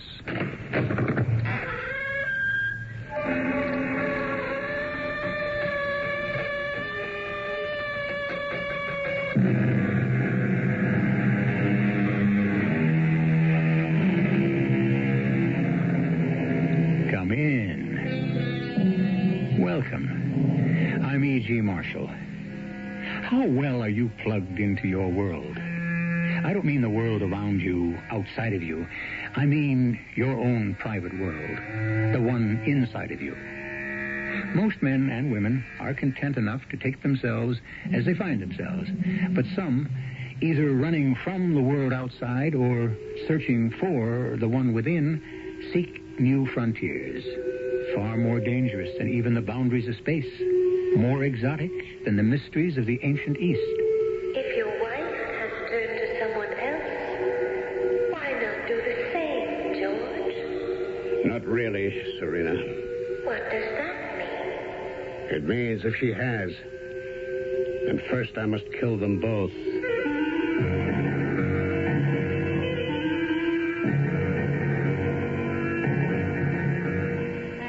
Our mystery drama, The Death Wish, was written especially for the Mystery Theater by Ian Martin and stars Ralph Bell. It is sponsored in part by True Value Hardware Stores.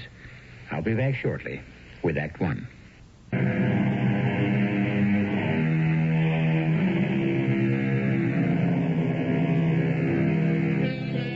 It was Satchel Paige, the ageless baseball pitcher, who said, "Never look back. Somebody might be gaining on you." That's a pretty apt description of almost any of us these days.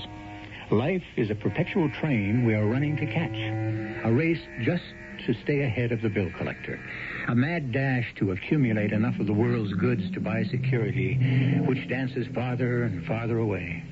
George Solway is so little different from any of us that it would not be unfair to say that he could be you or me.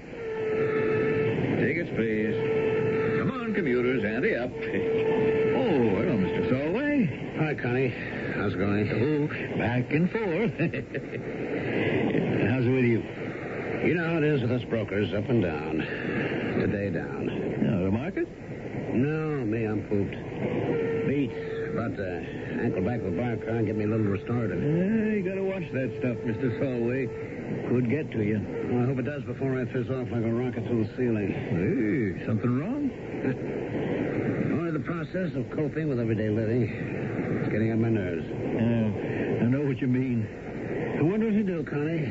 I hope you don't. Forget it. I'm just knocked out, like my fellow passenger here. I almost forgot. Here's his ticket. He asked me to give it to you so you wouldn't be disturbed. Oh, he looks dead to it. I better check him before we get to his station. Well, don't worry, Connie. He gets off before me. Denton, I'll see he doesn't miss it. Well, you might cork off yourself. Forget it. I'm wound up like a spring these days. The last thing I can do is sleep. Anywhere. It's been building slowly. I can't say I haven't been conscious of it, but I try to put it out of my mind. It's nothing special, just the way I live. Trade on the market floor all day, hit the commute home, try to be a husband, a father, commute back. All the time inside is like a pressure cooking without any safety valve. I gotta do something. But what? I also gotta live. And this is the only way I know how to. When I got back with my double martini, my companion was awake. Excuse, please. I wish to thank you so much. For what? For protecting my meditation. With your pleasure, my name is Ranjit Rabinathakur. It was most kind of you to tender my ticket. That's my pleasure. I have the habit, you see, to have some meditation by this time of day. I am on the late train, so it was important to me I remain undisturbed. Okay by me. I thought you'd gone to sleep. Oh, no, so far from that. My mind is totally awake. I hear all you and the conductor say, but I do not have to break my concentration. At the same time, I'm at rest. Huh? You mean you could meditate and hear us at the same time? Oh, yes. Well, what good is it then? I have the most good. Such peace, such relaxation, such rest for the soul. In rhapsodic meditation, I am in perfect balance. I can put away all care, get away from all pressures, step back far enough to see them for what they are. Rhapsodic meditation? What is that? One of those new religions? No religion at all, my dear man. Pure common sense. Yeah, sure. What works for you doesn't necessarily work for me, though. I have never suggested it might. I only answered your questions. Oh, sure. But, you'll excuse me if I stay stick to the old fruit of the vine to get me back off the ceiling? To each his own, as long as it works. But I think one is a negative approach, and the other a positive. May I give you my card? Sure, but what for? You interested in the market? I am interested in many things, of course. But at the moment, only you. Me? Why? Because I think you are looking for help. And in RM, you might find it. Your attention, ladies and gentlemen. The next stop will be Denton. Denton, next stop. Pardon me, please. This is where I must get off.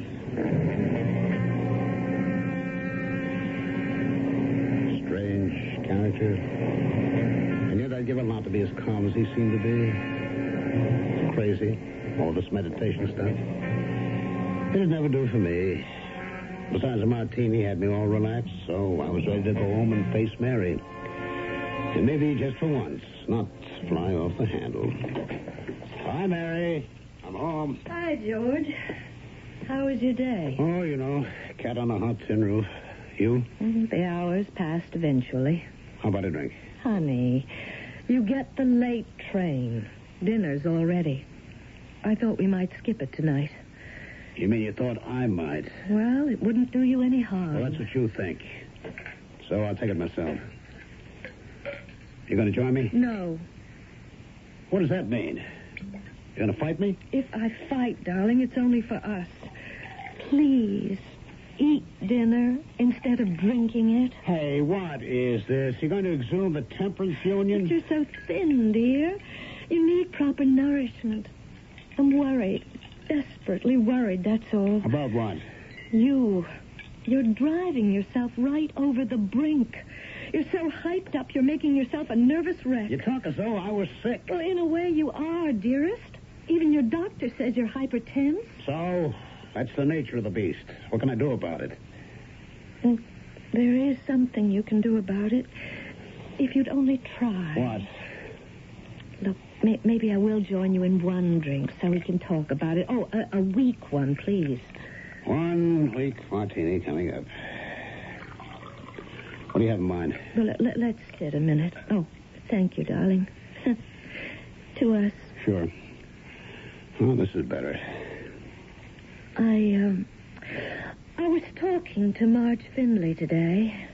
What's she looking for? More contributions? No, nothing like that. We were talking about traveling. Traveling? George, she and Bill are just like us. Except they're taking advantage of their freedom. 6 months ago, they had that delirious Caribbean cruise. Now, next week, they're off for another whole month in the Pacific. Well, that's all very well for Bill. If he can afford it, I just don't see where he finds the time. Same place you could find. I can't get away from the street, Mary. You're not a customer's man. Nobody depends on you. You have no plan. My employers depend on me to make trades for them. Look, Glastonbury and Pepper have plenty of others to fill your shoes, and they don't mind taking vacations. Lord knows you've filled in for enough of them. It's different for them.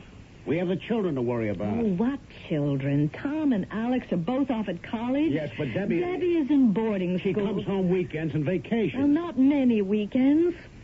George, you're killing yourself at this pace. You've just got to slow down. What do you want me to do? You're a workaholic. I think you've driven yourself till you're ready to snap any moment. I'm trying to save you from that. Don't you understand? You've got to see a doctor. I've seen a doctor. What does he have to tell me that I don't know? Well, it isn't a medical doctor you need. Oh, so that's what all this is working up to, huh? You think I flipped out, huh? That's what you think of me. I didn't say that. But it's what you thought. Now, don't lie to me. George, you're hurting me. What do you think you're doing? Oh, George, where are you going? I don't know. Patio walk, anywhere, just so I can find a little peace. Every nerve in my body was singing. Every vein and artery hammering. I could feel my heart pounding rapidly as if it were rising to my chest, pushing up against my throat so that it was hard to breathe. I had to do something, but I wasn't ready for some jerk to pick my brains or rummage around in my psyche. Not yet. There must be some other way. And then I remembered the little Indian gentleman on the train. I fumbled in my pocket for his card and found it. I'd give him one try. Yes, please? Mr. Rabina Tagore? You may call me Maharishi. Maharishi? That's your name, too? Let us say my title. What does it mean? Oh, teacher will be good enough. Is that what you do? Teach this, rhapsodic meditation? I teach that, and the way. Well, is there some way you could teach me how to use it? Oh, but of course. Is it expensive? That would be up to you. To join the society is a fee of $200 to those who can afford. I think you can. To be frank, in many ways, I think you cannot afford not to, Mr. Solway. You know me? You know my name? Oh, yes, Mr. Solway. I have been expecting your call.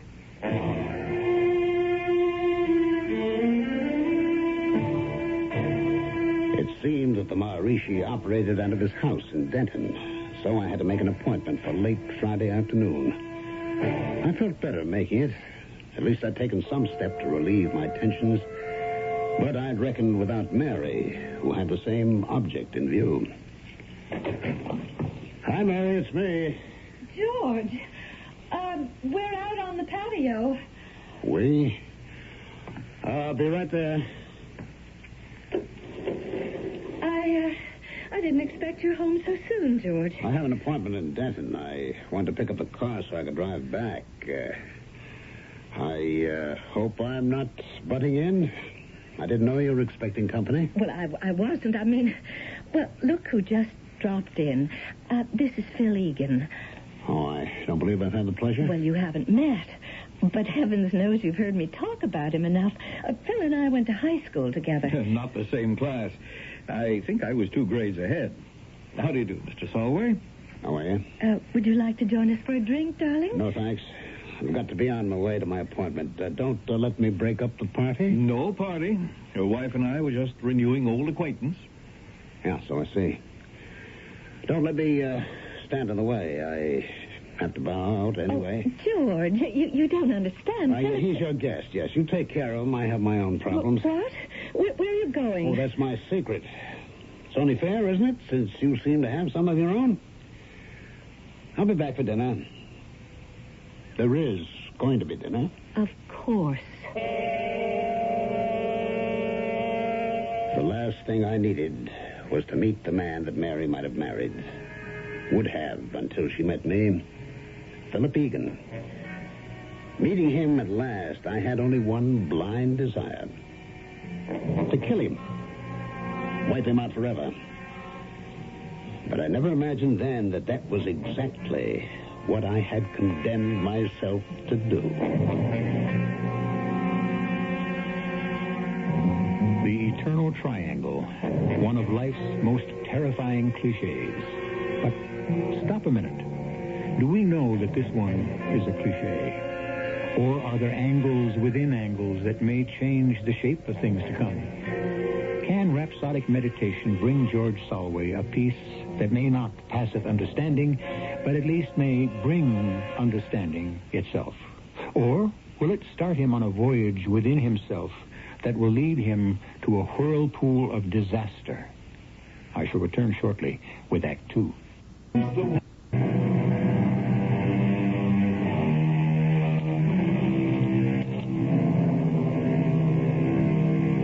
What we're concerned with here is a product of our times. A man pushed by the circumstances of his lifestyle to the end of his control. A man afflicted by one of the most prevalent diseases of our century, the silent killer, hypertension. Not the least of this condition's results is that it not always only kills, but may develop into something far worse. A situation where the victim not only punishes himself, but becomes psychotic enough to blame his agony on others and seeks their deaths rather than his to achieve redemption. I was stunned at the size of the little man's property. The Maharishi owned an estate. A servant in a tucked-up sari that looked like a loose diaper showed me into a small anteroom with a high ceiling. I waited there for a long while with some sort of bells chiming steadily deep in the house and the room heavy with incense. I was more than half asleep when the Maharishi came. Not in Western clothes now, but in a long, flowing robe which made him seem taller and more impressive. Greetings, my friend, Mr. Solway. Pretty impressive place you have here. And not me, Mr. Solway. All of us who study the way belong to it, not it to us. Hey, wait a minute. Maybe I'm getting in over my head here. All I wanted to do was to try this meditation thing. Why not? There are no strings attached. But we've got kind of a whole thing going here. I mean, like a religion. If we want to progress beyond the meditation, that is your election. No one will pressurise you to do so. Only 3 things are asked. What? That you pay the initiation fee which you have, that you promise to try to use this gift for what it is, and never try to make it something it is not, and that you keep the word of the mantra we give you a secret known only to yourself. Well, sure. I agree. But do you think this will work for me? That is a question only you yourself can answer. Come, let us see what it means for you. It was a room shrouded in darkness, with flowers all around, and a scent of incense everywhere. He told me to remove my shoes, sat me in an ordinary chair, told me to close my eyes, and murmured the rhythmic syllables of the mantra quietly in my ear. I remained repeating them in my mind, and for 15 minutes, even though I was partly conscious of other sounds, a passing plane, a voice someplace in the house, a door closing, I sank through layers and then floated to the top of some lulling sea. And for the first time since I could remember in years, I knew peace.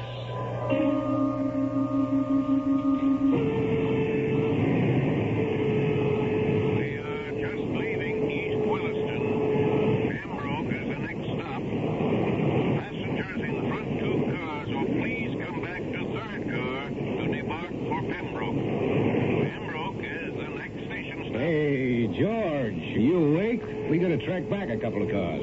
I wasn't asleep. I was testing something I learned last night. Rhapsodic meditation. Okay. I just want you right on up to Middleton. It happened to me last week and was my old woman sore at me by the time I got back. I was meditating. You can lose everything while you're in meditation. There are no thoughts. Just a soft blank. A warm nothingness. A blanket of forgetfulness. You can't talk to Max Berger. He has to put down everything he hears. That's why he's not well liked. Still, it's difficult to talk about RM to anyone. Even my wife. More coffee, George? Oh, this'll do. It's almost train time. Oh, George, if you would just talk to this psychiatrist once. I don't need a psychiatrist. I have RM. I've been going to him. He's wonderful. You'd be better off with meditation. It's a heck of a lot cheaper. Look, we don't have to worry about money, George. Which is exactly why I want you to stay out of the clutches of some head shrink. That is a terrible thing to say. If you knew how much this man has put himself out to help us without asking anything in return. Oh, to help you, maybe. Is that it, Mary? You're just tired of me and looking for something better? That's the last thing you should ever say to me, George. Well, how could I blame you? After all, I'm such a terrible grouch, impossible to live with. Already halfway around the bend. Oh, for heaven's sake, let's stop arguing. I have a train to catch. Driving to the station, parking the car, my nerves were exploding in small bursts all over my body like electrical charges. I thought, what if Mary was unfaithful to me? And then the corollary, perhaps she already is. And I knew I needed meditation more than ever. I could hardly wait for the train to start rolling. So tell me, George, how were the dreams last night? Getting better all the time? I don't dream, Max. At least I try not to. It's nightmare time. Yeah, I know what you mean. The way things go sometimes, there's just no escape. Well, I found one. Huh? Oh, you mean that meditation gimmick. Hey, how is that? You meet any luscious dames while you're daydreaming? No, that's not the object, and it isn't daydreaming. Well, whatever it is. No dames? No. Well, you can bet if I went in for it, that's what would tease me into suspended animation. Oh, knock it off, will you, Max? Oh, pardon me. You take this thing seriously. Yes, I do. So what do you get out of it? Peace. Relaxation. I sat back, letting my hands fall on my knees. I started the rhythmic cadence of my mantra running through my head. Although I could still hear the rattle of the train, it had ceased to be part of my consciousness. I was in a warm, encircling sea, spinning gently but insistently to the vortex in the center. I was content. There was no fear. And then the voice was calling.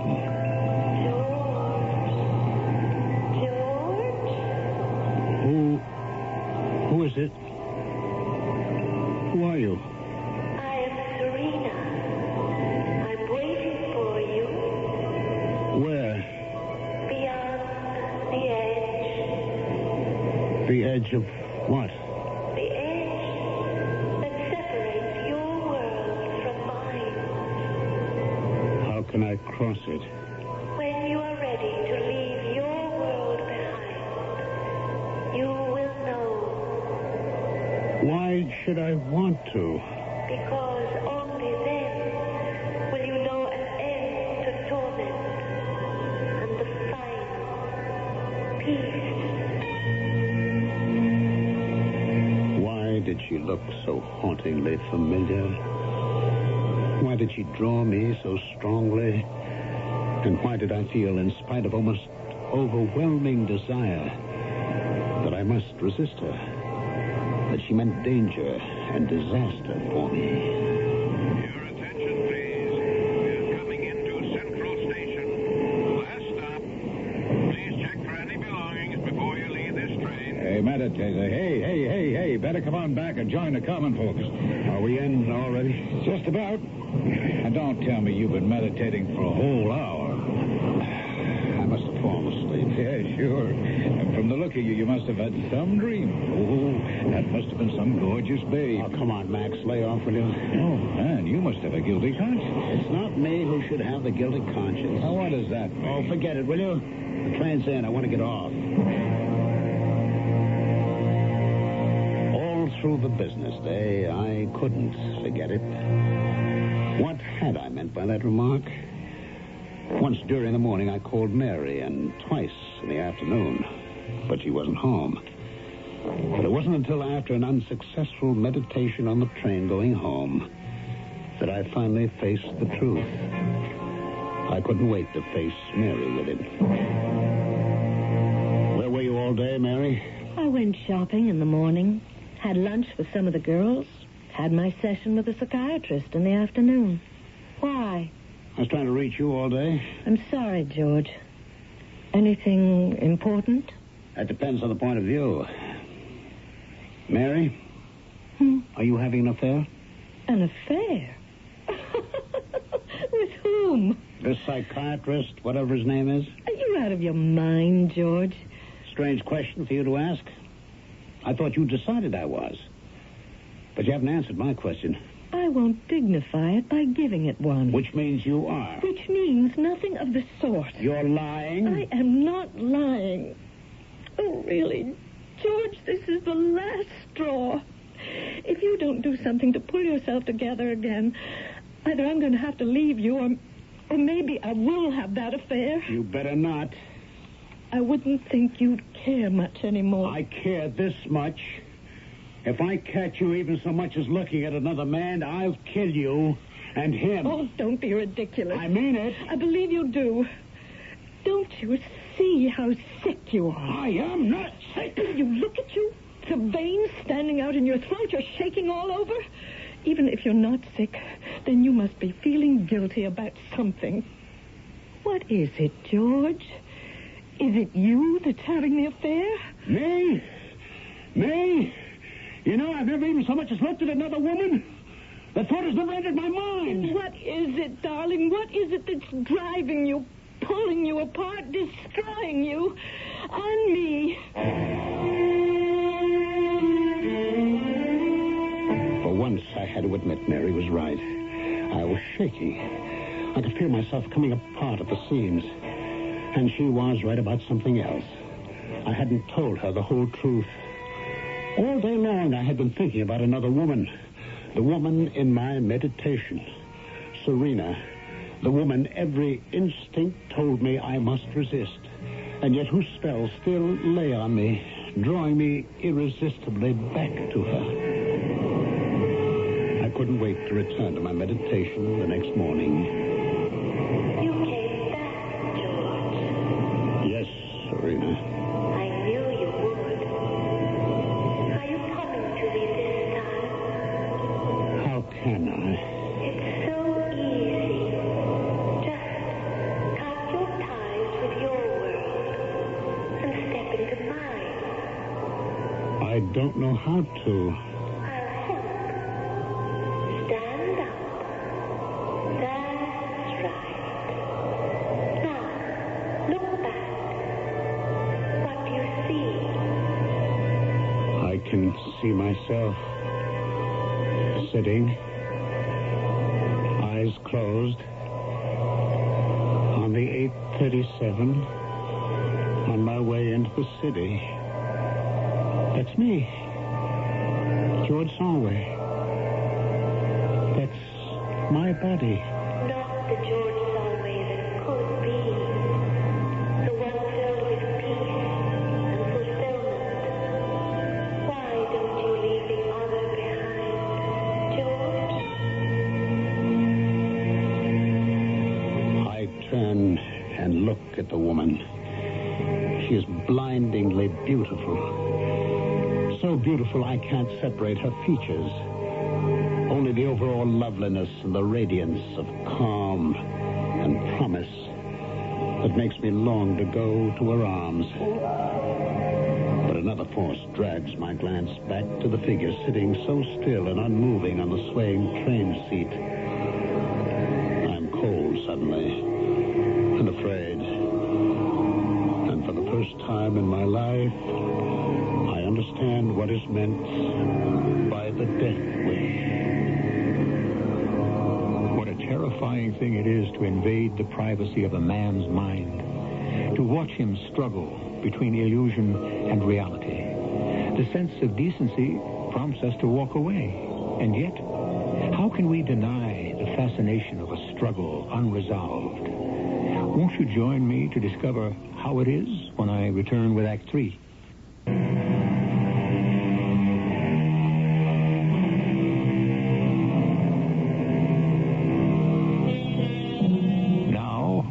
Return again to the haunted chambers of George Solway's mind as he rides in suspended animation on his morning commuter's train.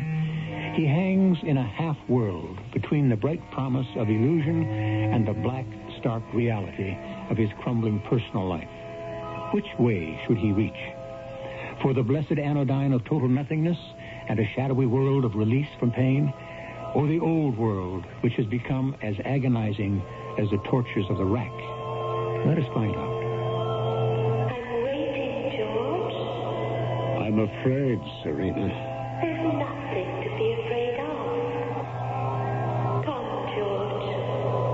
Now. Before it's too late. Too late for what? To take me in your arms. Hold me. Possess me. Make me your own. I can't, Serena. I have a wife. I know. I can't leave her. Why not? She doesn't love you anymore. No. The way I've been lately, I could hardly blame her if she's turned to someone. And has she? don't know. I'm afraid. I think she has. What's sauce for the goose is sauce for the gander. If she has, why don't you do the same? No, not first. What does that mean? It means if Mary has and I find out, first I'd kill them both. If you did that, then you wouldn't be able to return to me. Why? There would no longer be room for you in my world. It's now or never for me. I guess it has to be never. Goodbye, George. No, wait.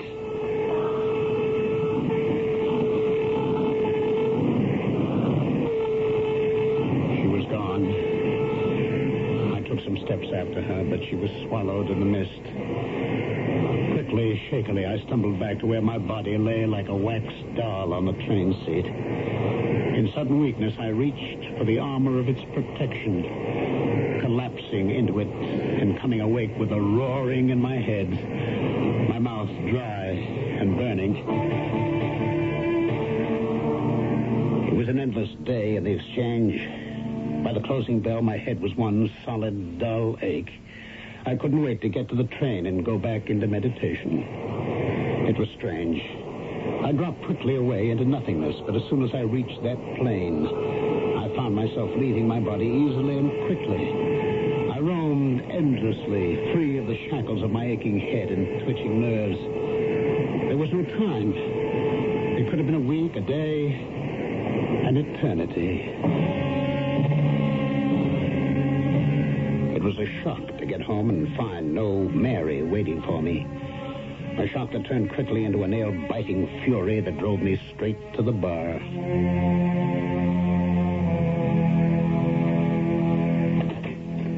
George! Oh, I'm sorry. I didn't mean to be late like this. Where have you been? Out. Nowhere. Just driving. What train did you catch? The 4 o'clock? Oh, I wasn't expecting you back till the 4:50 at the earliest. Yes, I'll bet. I don't like your tone. And I don't like your lies. What lies? Who do you think you're kidding? Just driving around. If you were, who with? Myself. You expect me to believe that? Who do you think I was with? The guy. What guy? The guy, the one you're having an affair with. You are impossible. I can't take it anymore. If you have to know where I was, I'll tell you. I was with Ruth Harris. Oh? Ruth Harris. She's a travel agent. I was talking with her about going away for a couple of weeks so I could get hold of myself. And maybe you could do the same. Your dinner's on the stove. You can heat it yourself. I'll leave breakfast in the morning. Where are you going? Upstairs to get my stuff and move it into the guest room. I have had all I can take. I had a lousy night. Couldn't sleep. By morning, I was ready to break down the door of the guest room. Then I had a better idea. I clumped downstairs, took a noisy breakfast, which I didn't eat, and left for the station by car at my usual time. But I didn't go to the station. I parked at the nearest shopping mall and walked back to the house. I found a place in the shrubbery where I could watch the front door and settle down to wait. It was nearly 11 o'clock that he came, getting out of his car and going up bold as brass to ring the front doorbell. The man I'd surprised Mary with less than a week before. Something Egan. Oh, yeah. Philip. That was it. Oh, Phil, it's you. I've been frantic waiting. I came as soon as I could. Oh, you don't know how wonderful it is to see you. All right, Mary, take it easy. I can't anymore. This thing has got to be settled, Phil. I can't live with it anymore. Mary. What? Look at me, dear. Now, simmer down. We'll find a way to settle it. Let's go inside now, shall we? I'd seen it. I'd seen the proof. But for a moment, I couldn't believe it. I was being driven to murder. But coldly, I decided I had no intention of paying the price for it. I didn't have to. The just punishment for their treachery to me could be meted out while I was miles away from the scene and securely alibied. I turned and headed for the railroad station. Wait. Hello, Mr. Solway. You are taking a very late train, I see. Oh, Maharishi. Yes, I had some business that detained me at home. And I have some that takes me from mine. May I join you? Well, yeah, sure, why not? Thank you so much. Tell me, are you meditating regularly? I sure am. Has it brought you relaxation? Yeah, in its own way. Would you excuse me? I usually meditate on the train. Oh, but of course. I have still my morning paper to read. For what I had in mind, that couldn't suit me better. An eyewitness. My presence on a train miles away from my house, established as an unshakable alibi, and an opportunity to prove the incontrovertibility, whether or not my wife was cheating on me, before I killed her and her lover. With no effort, I stepped away from my body to become my astral self. In almost an instant, I stepped through space and time to my house, climbing the stairs to our bedroom. It was just as I suspected. Mary was already in bed, and a man seated beside her, smoothing back her hair from her forehead. I feel so cold. Hold me just a minute. Please, Phil. All right. But I hope you're not going to change your mind. No. I won't back out now. I see that he's got to go. I didn't have to hear anymore. It was beyond revenge. It was my life or theirs. I turned to the table drawer on the opposite side of the bed, knowing they couldn't see me. I took out the revolver we kept there for household protection. And even knowing they couldn't hear me, I had to say the words, "Die, die, both of you. I have no life left."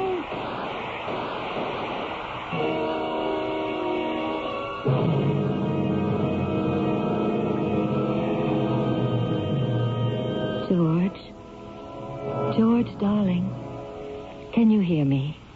What? Oh, my darling, listen to me. It's Mary. Mary? Yes, dear. It can't be. You're dead. No, darling. Open your eyes and look. I don't understand. I fired the shots. I saw you both fall back. The blood. Don't think of all that now. It's over. I think you better talk to the doctor. What doctor? My name is Dr. Egan, Mr. Solway. If you remember, we have met once. I killed you. In your mind, perhaps. Fortunately, the wish only remained father to the deed. It never actually happened. I don't understand. What did happen? Where am I? In a hospital, darling. How did I get here? A nice little Indian gentleman with a name I couldn't even pronounce, let alone remember, was sitting next to you on the train when you had your seizure. He brought you here. What do you mean, seizure? You went into convulsions, and if you hadn't gotten to the hospital in time, you would have been dead.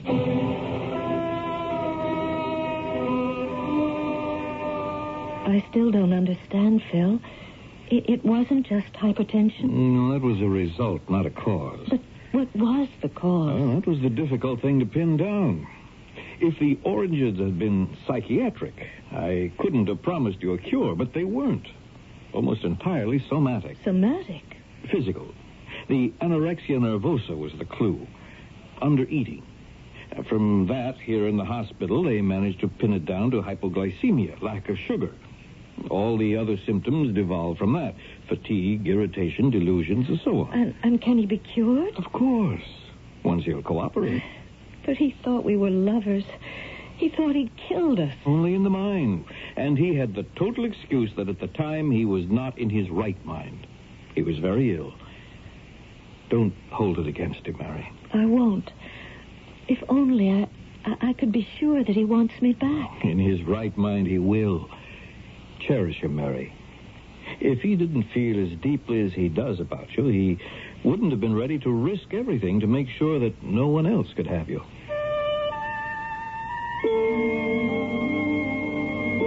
I do a lot of meditating these days. Oh, not the rhapsodical kind. I don't need any magic or mantras to daydream where I am with Mary.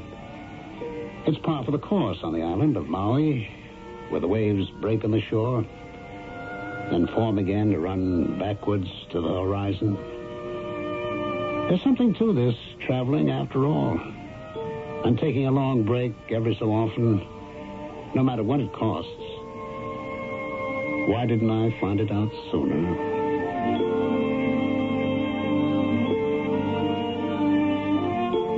Object lesson for all of us. It is William Wordsworth who warned us a century and a half ago that the world is too much with us. Getting and spending, we lay waste our powers. George Solway was lucky. He had a fearful warning, of course, but it was enough to save the rest of his life. I'll be back shortly. Hi, this is Michael.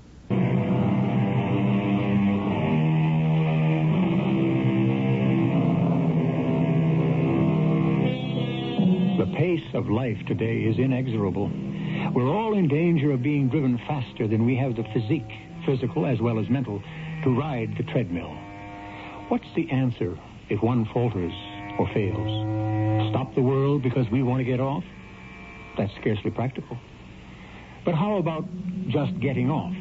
Stop yourself and let the world go on until you're ready to catch up. Impossible? Impractical?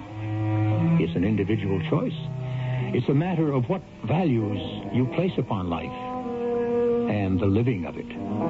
Our cast included Ralph Bell, Carol Teitel, William Griffiths, and Ian Martin. The entire production was under the direction of Hyman Brown. This is E.G. Marshall inviting you to return to our Mystery Theater for another adventure in the macabre. Until next time, pleasant dreams.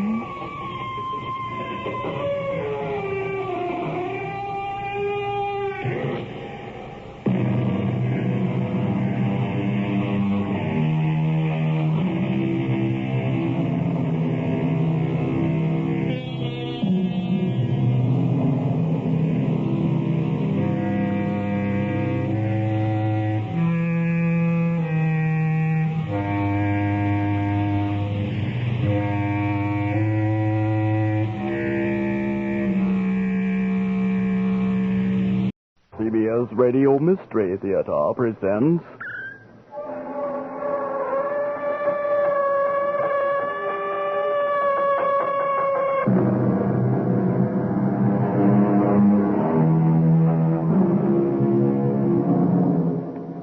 Come in. Welcome. I'm E.G. Marshall. We turn this time to a classic melodrama, an incredible chiller. I say incredible because it was written by a 19th century lady who seldom left her house. I speak, of course, of Charlotte Bronte, most famous of the three literary sisters whose strange brother, Patrick Branwell, was the prototype for some of the men in their novels. The day of the governess is past, but she was quite a fixture in the days when opulent mansions housed the wealthy, with a housekeeper and staff of servants who sometimes shared dark secrets. What's the matter with you this morning, Miss Jane? You look peaked. Another one of those terrible nightmares, Mrs. Fairfax. Such things are omens. My dead husband has been rising from his grave to tell me no good will come to this house. This house is the happiest home I have ever known. Then why do you dream of death and destruction? It must have been the storm. The moors were wild with thunder and lightning. I'm begging you, Miss Jane. Get away from here. Leave Mr. Rochester and Thornfield Hall alone before it's too late.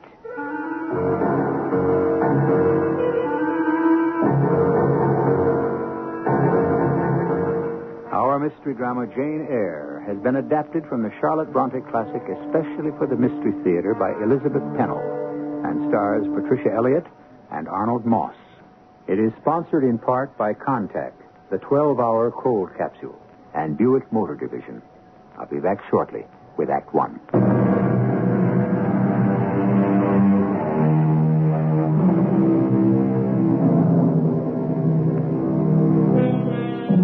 Now to meet our Victorian heroine. Jane Eyre has been hired as a teacher with one pupil in a mansion which dominates a remote English countryside.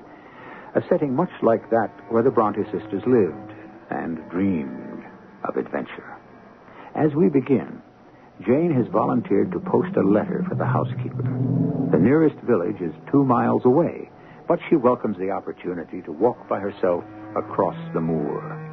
It is a January afternoon, and the ground is hard, the air still, and the road lonely. At the top of the hill, Jane pauses to enjoy the view. And suddenly, she is not alone.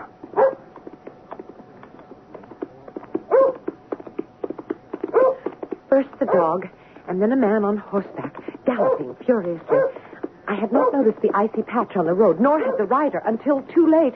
With a slithering crash, horse and rider went down. Oh, what the deuce? Are you injured, sir? I'm not sure. Let me help you. Oh, stand to one side. But you're hurt. I'll go for help. No. I don't seem to have any broken bones, only this confounded ankle. You can't stay here on this lonely road if you're unable to mount your horse. Where do you come from? Just below. That house with the battlements? Yes, sir. Well, whose house is it? Mr. Rochester's. Do you know Mr. Rochester? I have never seen him. Well, who the devil are you? I am the governess. I see. Well, if you're not afraid, grab hold of my horse's bridle. Lead him over here to me. I know little of horses. Now, come here. Let me lean on you. That will do. Now hand me my whip. Thank you. Come along, pilots. He rode off, and I continued down the road to the village by myself, wondering about this gruff stranger. For me, it had been quite an adventure, so I took my time getting back to the house. When I reached it, the housekeeper was in the entranceway. Pilot, hush up. Mrs. Fairfax, that dog. Yes, he came with his master. With whom? Mr. Rochester. He arrived shortly after you went to post the letter. That couldn't have been. Mr. Rochester has had an accident. His horse fell. His ankle is sprained. Did he ask about me? Miss Eyre, I have not yet had a chance to tell him about you. The surgeon has been sent for. Next day, I was summoned by Mrs. Fairfax to be presented to the master of the house. He was unmistakably the same dour personage I had already encountered. Sit down, Miss Eyre. I've examined Adele and find you've taken great pains with her. She is a pleasant child. I understand you've lived in my house for the past 3 months. And you came from... From Lowood School. Ah, yes.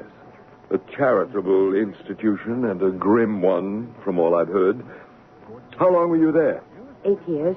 You must have a sturdy constitution. I welcomed the opportunity to get away. No doubt.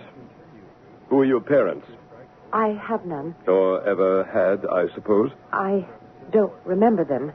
I was left as an orphan with an aunt who hated me. The Lowood School was a joy compared to her house. Any other relatives? I've heard of an uncle on my father's side, but I doubt if he knows I exist. He lives in Madeira. Who recommended that you come here? I advertised, and Mrs. Fairfax answered my advertisement. You have no friends, I presume? None but the pupils and teachers of Lowood. And now, those of you at Thornfield.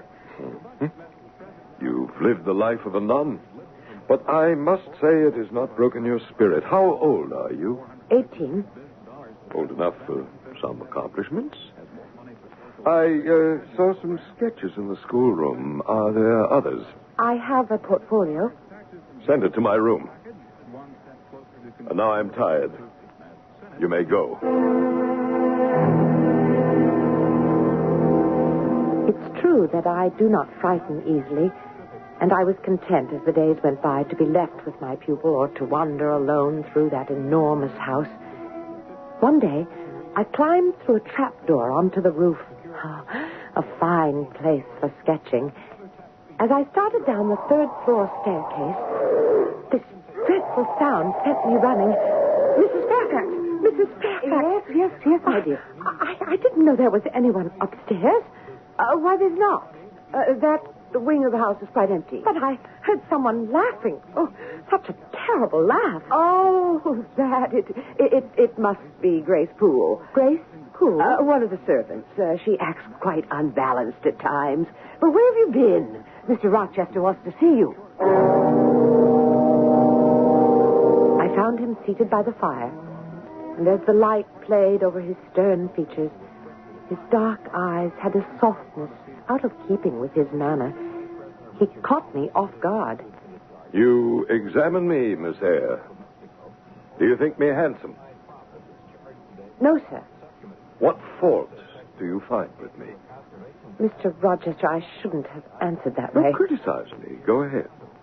Does my forehead not please you? Do you think I'm a fool? Far from it. Well, you look puzzled. And a puzzled air keeps those searching eyes from studying my face. I'm feeling gregarious and communicative tonight. Talk to me. I have nothing to say. Well, then I'll make you say something. From your point of view, I'm sure I'd be judged a sinner. I do not make judgments. Oh, you would if you knew how I've wasted all my years. Why do you regret the past when there's a future to look forward to? I look forward to nothing but misery. But you have Adele and... Indeed. I rue the day I became encumbered with that brat. Well, then why did you make her your ward? I'm a victim of circumstance.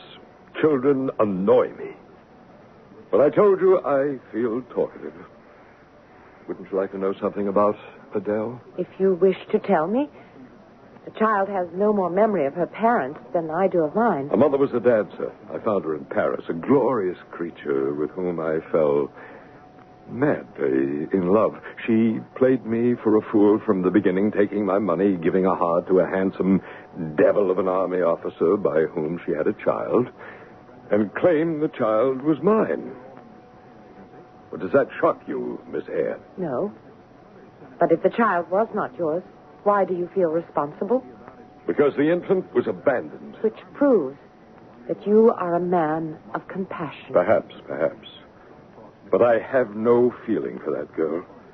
The less I see of her, the better. And if you don't like my attitude, you're not compelled to stay here. Oh, now you have shocked me.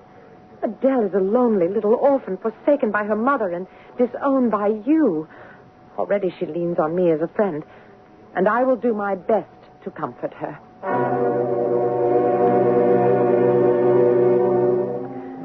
I stayed out of his way after that, hoping he would soon be leaving.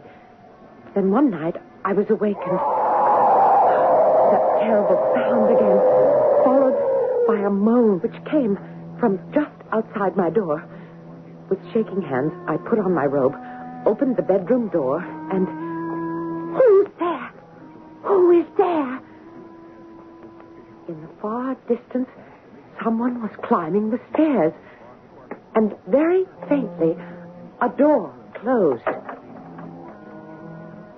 At my feet, on the matting of the floor, a candle burned in a low candlestick.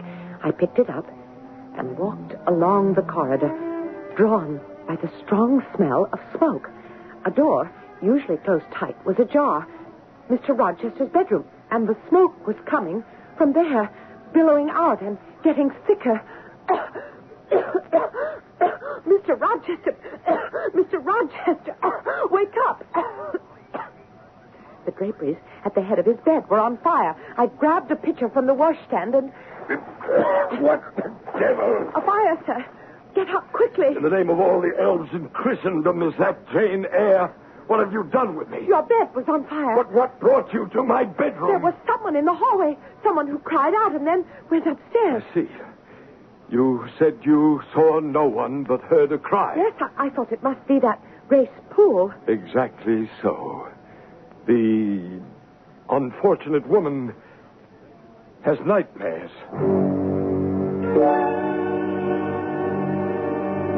I was relieved to learn next day that Mr. Rochester had taken off on one of his journeys.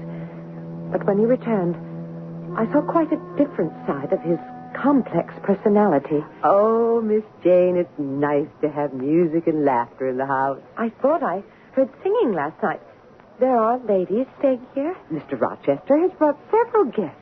There's Mr. Mason, Mrs. Eshton and her daughters, and I wish you could catch a glimpse of Lady Blanche Ingram. What is she like? A great beauty. What a fine couple they make.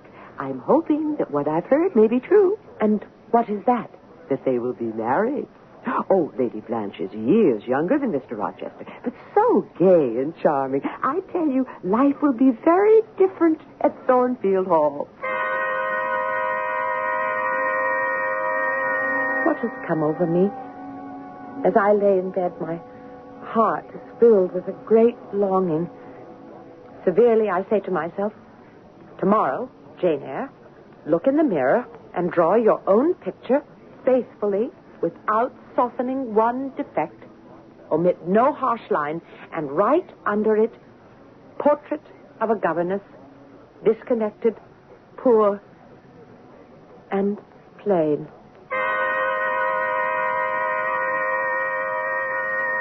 In due course, I was introduced to the ladies who ignored me and Adele so completely that it was easy to stay out of their way. Then one night, as I sat alone in my room, there was such a commotion that I opened the door. Mr. Mason needs help. Rochester, for heaven's sake, come back to your rooms, all of you. Except for you, Jane Eyre. What's happened? I need you. Come this way. Take my hand. It's dark going up the stairs. But, Mr. Rochester... I trust you don't turn sick at the sight of blood. I hope not, although I've never been tested. Steady now. Through this doorway. Could this be the disturbing Grace Poole at last? But I caught only the sight of a receding form, a woman in a gray sweater and long black dress. Our attention was focused on the bed, where the guest, Mr. Mason, lay with blood streaming from a gash on his head. Quickly, Jane, hold that basin while I sponge his wounds. She's a fiend incarnate. I won't live through the night. Nonsense, man, nonsense. You've nothing but scratches. She stabbed me. Barely missed my jugular vein. I'm bleeding to death. Courage, Richard. You'll survive. But my arm. She sank her teeth into it. We'll get the doctor as soon as we can. Just be calm. Calm? She sucked my blood and said she would drain my heart. Surely after this murderous attack, Grace Poole would be removed from the household. But weeks later, I saw the retreating form of the woman in gray and black starting up the attic stairs, only while she was still on the stairway, from overhead, I heard...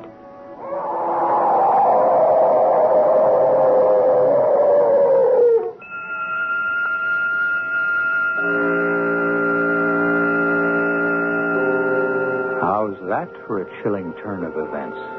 The upper floors of Thornfield Hall appear to be occupied by demons, not the least of which is the murderous Grace Poole. Why would such a servant be left to roam the corridors? And what brings on a laugh which now seems to be disembodied? I assure you that more harrowing developments lie ahead. I'll be back shortly with Act 2.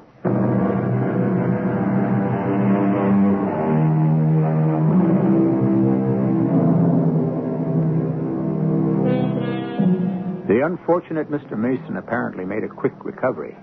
In any event, the guests all departed as suddenly as they had come. And so did Mr. Rochester. I don't think I'd like to spend a night at Thornfield Hall, much less be confined there without knowing what was going on. But Jane Eyre was used to being rebuffed when she asked questions. And in spite of her strange environment, she had never enjoyed such a life of ease. Her pupil, though not especially bright, was eager to learn, and Jane spent the rest of the time with her sketchpad and books in the library. Mr. Rochester has come home, Miss Jane. Oh, and it's all working out just the way I hoped it would. He is planning to marry. Will they be living here? Well, he can answer that himself. He has asked to see you out in the garden. Thornfield is a pleasant place in summer, isn't it, Jane? Oh, yes, sir. You've made yourself quite at home here. I assume you're somewhat attached to this house. Indeed, I am. And although I can't understand why you seem to have acquired a certain regard for that foolish child Adele and even for simple Dame Fairfax. In different ways, I have affection for them both. And you would be sorry to part with them? Yes. Pity.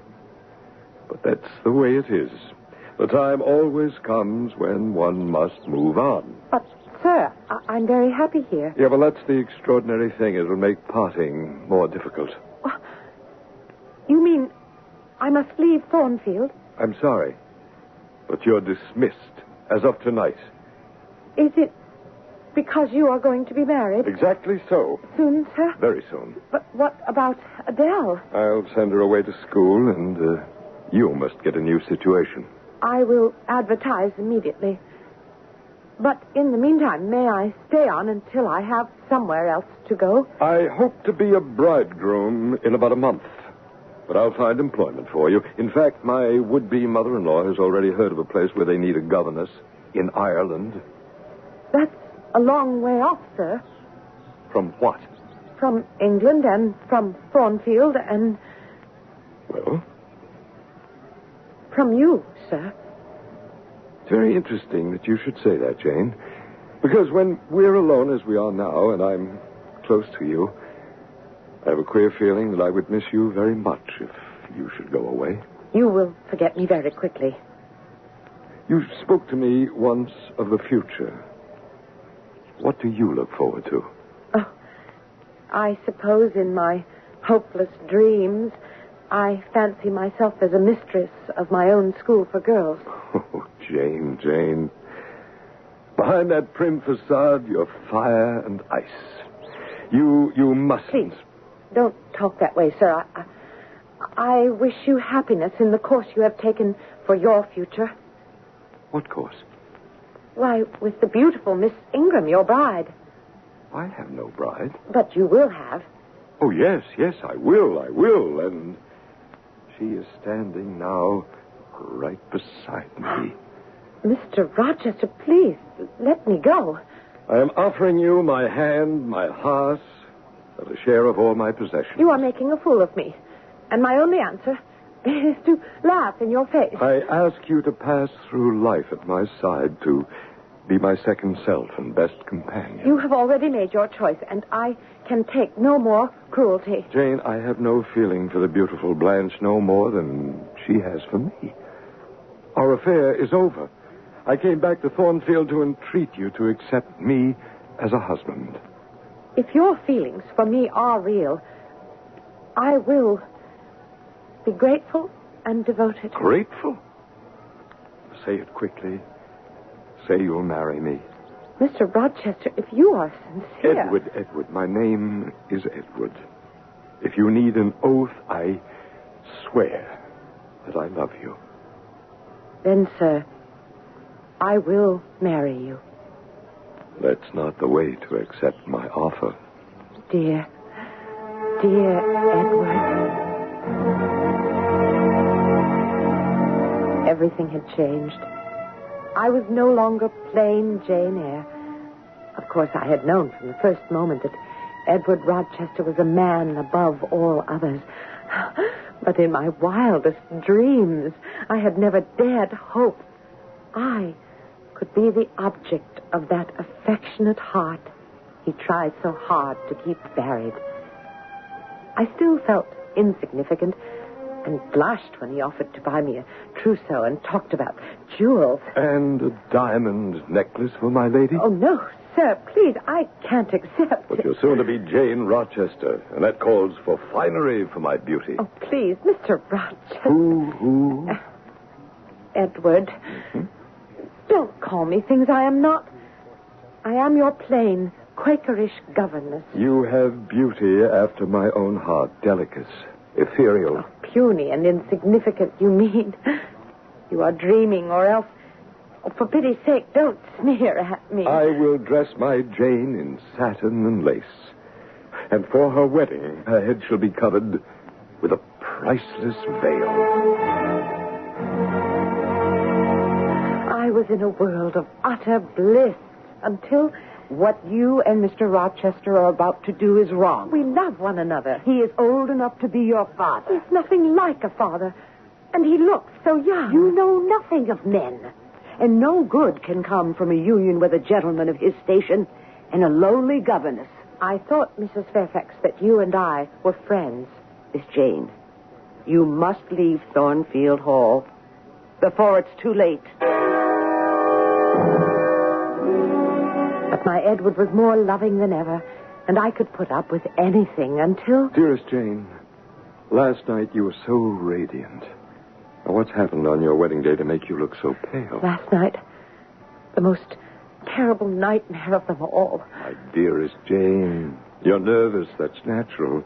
But soon your mind will be at ease. Only this time it was more than a nightmare. Something happened. Well, then tell me about it, although that little head of yours is apt to conjure up all sorts of things. But this was real. I knew that my door had opened, and a woman was standing in my bedroom. She held a candle and examined my wedding dress. Well, it must have been that stupid Mrs. Fairfax. No, not Mrs. Fairfax. A large woman with thick hair hanging down her back in a white gown or a sheet that looked like a shroud. Did you see her face? Not at first. Then she moved stealthily toward me, and the candlelight caught her features. Oh, hideous, savage, like a vampire. And as she leaned over me, I would have screamed in terror, except no sound would come. She blew out the flame and glided from the room. A most unsettling dream. But after tonight, Jane, you'll have no more, I assure you. But that's not all, sir. Well, surely you didn't attempt to go after her. I was so frightened, I believe I fainted. But when I woke, it was light. And oh, Mr. Rochester, my beautiful veil. It had been torn to shreds. My poor Jane. You see, sir, it wasn't a dream. No, I suspect the vindictive Grace Poole. Mrs. Fairfax would say it is an omen. You and I, Jane, know how to dispense with omens. And soon we will be far away from here. I'll take you to Spain. We'll tour the world. Come, my dear. This is the happiest day of our lives. If either of you know any impediment why ye may not lawfully be joined together in matrimony, ye do now confess it. Stop this mockery of a wedding. Mason, how dare you? I might say the same to you, sir. Go on with the ceremony. It cannot take place. Pay no attention to this intruder. Go on, I say. Let Mr. Mason speak. This marriage is unlawful. It must not be consummated. Why, Mr. Mason? Because Mr. Rochester is already married. He has a wife. Miss Jane, I warned you. I was trying to keep you from... You should have told the girl. Leave my innocent Jane out of this. How can I? Mason, I should knock your block off. You won't touch me, and you know it. I'm convinced the girl knows nothing, and I've already been in touch with her uncle. What do you know of my uncle? I made inquiries through my solicitor, and I've seen your uncle in Madeira. You've seen him? Then why hasn't he written to me? He's very ill. But thank heaven he sent me back here in time to stop the wedding. Mr. Mason, at the chapel, you accused Mr. Rochester of being... He was prepared to become a bigamist. He's right, Miss Jane. Oh, please, I don't understand. I thought she might be dead. But I found out last April that she was alive, all right. Who, Mr. Mason? My sister Bertha, Mr. Rochester's wife. No, this can't be. It's true, Jane. If you can call such perversity the truth. But, Mr. Rochester, you cannot be married. Bertha Mason is mad, and she came of a mad family. There may be something in what you say. Yet the law decrees that an incompetent wife must be protected. The law? For 15 years, I've done my duty. And for 12 years, she's been no wife to me. Yet the bonds of marriage are sacred. I would move heaven and earth to keep my treasured Jane from learning how low one can sink in deprivation. But now Now her eyes must be opened. Mr. Rochester. Lead the way, Mrs. Fairfax. Miss Jane must see for herself what has for so long been hidden on the 3rd floor of Thornfield Hall.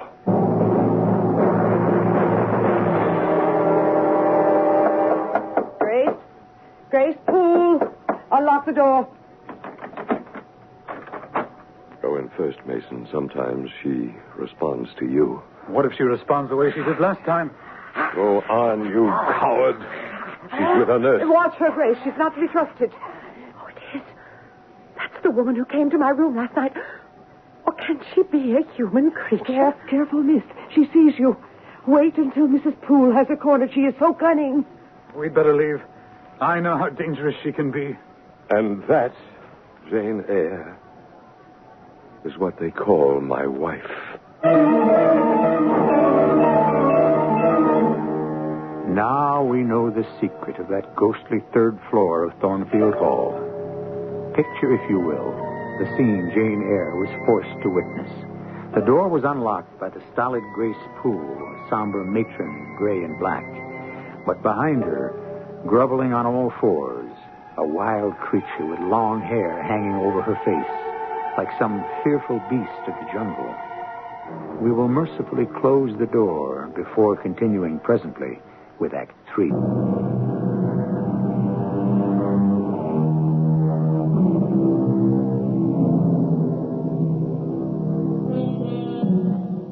After the devastating events on what was to have been her wedding day, Jane Eyre said not a word, but went directly to her room.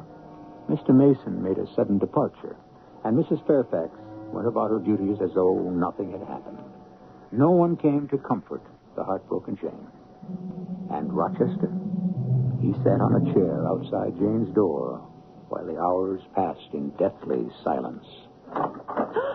I've been waiting here since yesterday. And what, may I ask, are you waiting for? For your tears. Grief and anger cannot be bottled up without destroying the soul. I am way beyond tears. And so am I, my dear. Remorse is the poison of life. Berate me. Tell me what you think of me now. I feel nothing but sorrow for you and that creature up there. But you have not heard my story. Nothing has been real in my life until I met you. And now you would make me the victim. No, never, Jane, never. This time there was to be a future for both of us. How can you say that when When I was in my 20s, my father sent me to Jamaica. His business was not going well. And he and my brother made a deal with importers named Mason. A deal for you to marry? Well, I didn't know that was part of the contract.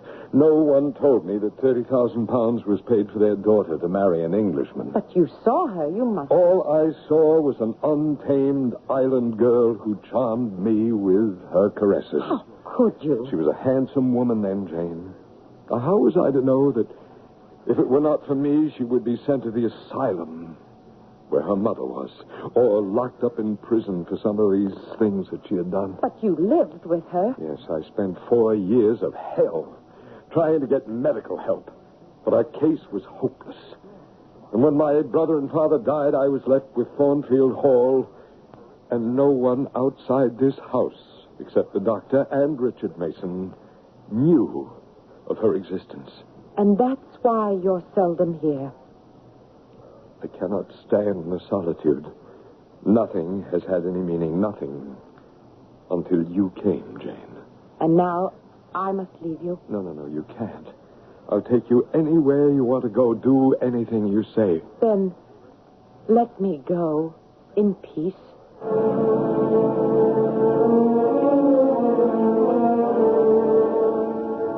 I left Thornfield Hall in the dark of night and can scarce remember how I stumbled over the moor until I reached the village. It was almost dawn when I found a sleepy man with a carriage. I showed him what money I had and asked him to take me as far as it would go. He put me off at Whitcross. You want a room at this hour of the morning? No. I'm looking for employment. No one needed here. Do you know any place in the neighborhood where a servant is needed? I can't say, but I doubt it. what do most people do in this place? Some are farm laborers. Some work at the needle factory and the foundry. Do they employ women? Nay, it's men's work. But then what do the women do? We're poor folk, Mum. And poor folk get along as best they can. Where can I get some food? Well, bed and board right on the premises if you can pay the price. But I can't. Well, then it's off with you. But where can I go? There's the Reverend Rivers out at Moorhouse. How do I get there? Take the road going that way, but it's a long walk. The walk was endless, and a storm had come up. I pulled my thin coat around me. It was soaked to the skin. At last, a prison-like structure rose through the mist, and before I could reach the knocker, I collapsed on the doorstep. Well, young lady, you finally come around. This is Moorhouse? Yes, and I'm St. John Rivers.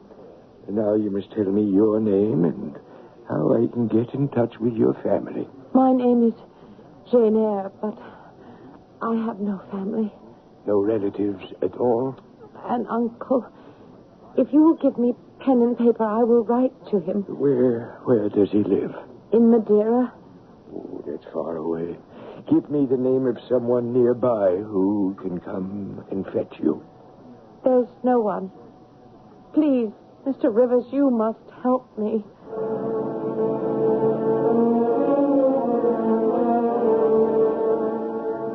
Although my heart was heavy, good fortune came my way. Miss Eyre, you've been of such help at the mission. I don't know how we could have got along without you these past months. And I'm happy to tell you, sir, that I now have a way to repay your kindness. Oh, it's been repaid many times over. No, I've heard from my uncle's executor. I'm soon to inherit what seems to be a vast sum of money. Well, I'm happy for you, although I hope this does not mean that you'll be leaving us. I want to share my inheritance with the mission. And then, what I've always wanted, my own girls' school. For the first time in my life, I could make a choice, free to do what I wanted. But more than ever, I was troubled by my dreams. This time, of a stern face with tender eyes, a rough yet gentle man who haunted my days and nights. His voice became more insistent. I heard it everywhere. Edward Rochester needed me, and no matter what the consequences, I must return to Thornfield Hall. May I help you? Do you know Thornfield Hall? Oh, yes, I lived there. Did you? Oh, I was the late Mr. Rochester's butler. The late? Is he dead? Oh, I mean the present gentleman's, Mr. Edward's father. Is Mr. Edward Rochester staying now at Thornfield Hall? Oh, no, Mum. How could he be? The place is a total ruin. Well, where is he then? I must see him. Oh, you're a stranger here. You don't know what's happened. Tell me, please. Well, you see, when old Mr. Rochester died, I was sent to work at Ferndale. And I was only called back to the hall after some curious events had taken place. Go on. Well, there was this little snip of a governess who started the whole thing. What are you talking about? She deserted Mr. Rochester, you see, when he needed her most. Poor, lonely man that he was. When Mr. Rochester's ward was sent off to school and Mrs. Fairfax went to live with her sister, I was called back to look after Mr. Rochester. Please, man, where is Mr. Rochester? I like to tell things the way they should be told, straight through from beginning to end. Except for those two on the third floor there. Well, there was just me and Mr. Rochester in that big house, and it was the middle of the night. I won't need anything more, John. Why don't you go to bed? I should think you do the same, sir. But if you're going to stay here, let me build up the fire. No. I'd rather stare into the coals. I'll go to bed when I feel that sleep will come. Oh, I could fix you a hot drink. No, nothing, thank you. Oh, good night then, sir. What's the matter with you? Are you catching cold? No. It's Mr. Rochester. There's smoke pouring down from the upper story. We'll close the door. We'll break the window and take the outside stairway to the second floor. The left wing of the house is on fire. Where is Grace Poole? Fast asleep, I imagine. Sometimes she takes a drop too much. That's what I'm afraid of. And when Bertha gets loose, anything can happen. Look, sir. Up there on the roof. Mrs. Rochester. Good Lord. Bertha! Oh, she'll be consumed by the flames. Let's get to her. Oh, you can't, sir. Pitiful as it is, there's nothing you can do. I must try. Bertha! Sir, let her go! Bertha! She's jumped. Mr. Rochester, look out, sir! He tried to reach her. Oh, he tried, but it was no use. She was dead. As dead as the stones on the courtyard where a broken body lay. But it was Mr. Rochester I worried about. He was injured? Caught under a falling beam. Oh, you assured me he is alive. Oh, yes. He is alive. But many think he had best be dead. But where is he? Is Mr. Rochester in England? Aye, he's in England. He's not able to go much of anywhere now. He was hurt that badly in the fire. Oh, Mr. Rochester is completely blind.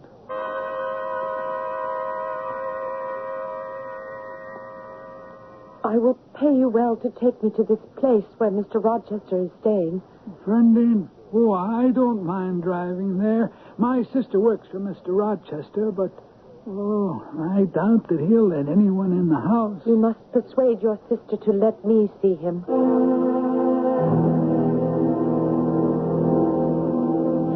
Ask your sister to give me the tray. I will take it to Mr. Rochester. Oh, I hope we're not doing wrong by letting you into his house. Well, if he orders you out, I'll drive you back to the inn. Violet, be quiet. What makes you so excited? Mary, is that you? Mary is in the kitchen. Who is that? Pilot knows me. But don't take advantage of these sightless eyes. That voice... No, it can't be. Speak again. You called me, and I have found you. Give me your hand. Oh, there's no mistake. Jane Eyre. It is, sir.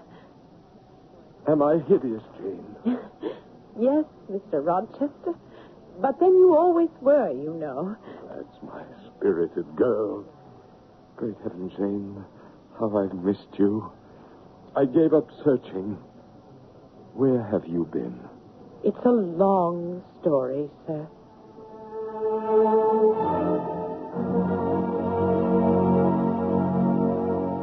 So you have found your independence. Would that I had found mine. It is not what I expected. Your own school, or off to India with your missionary. Which will you do? Why, neither, sir. If you will let me stay and nurse you. Oh, Jane, a nurse could never bind my wounds. What I need, I can no longer ask of my one true love. Try me. Not only these sightless eyes, but also this stump of a hand. The fire was her revenge, Jane. No more talking about the past. In spite of my infirmities, I don't need a nurse. I want a wife. Ask me one more time, Mr. Rochester. Edward, Jane, Edward. Our roles have changed, and you are now my master. We are two sides of the same coin, Mr. Rochester, and no one can split it in two.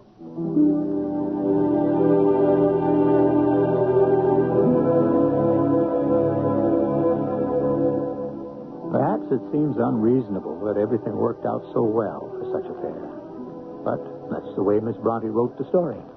Along with a number of coincidences we have not had the time to report.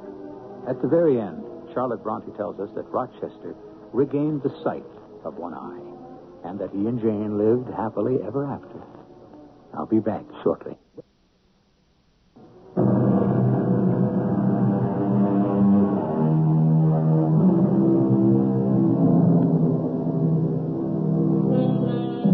The Gothic novel was very popular in the 19th century, and it's back in style today.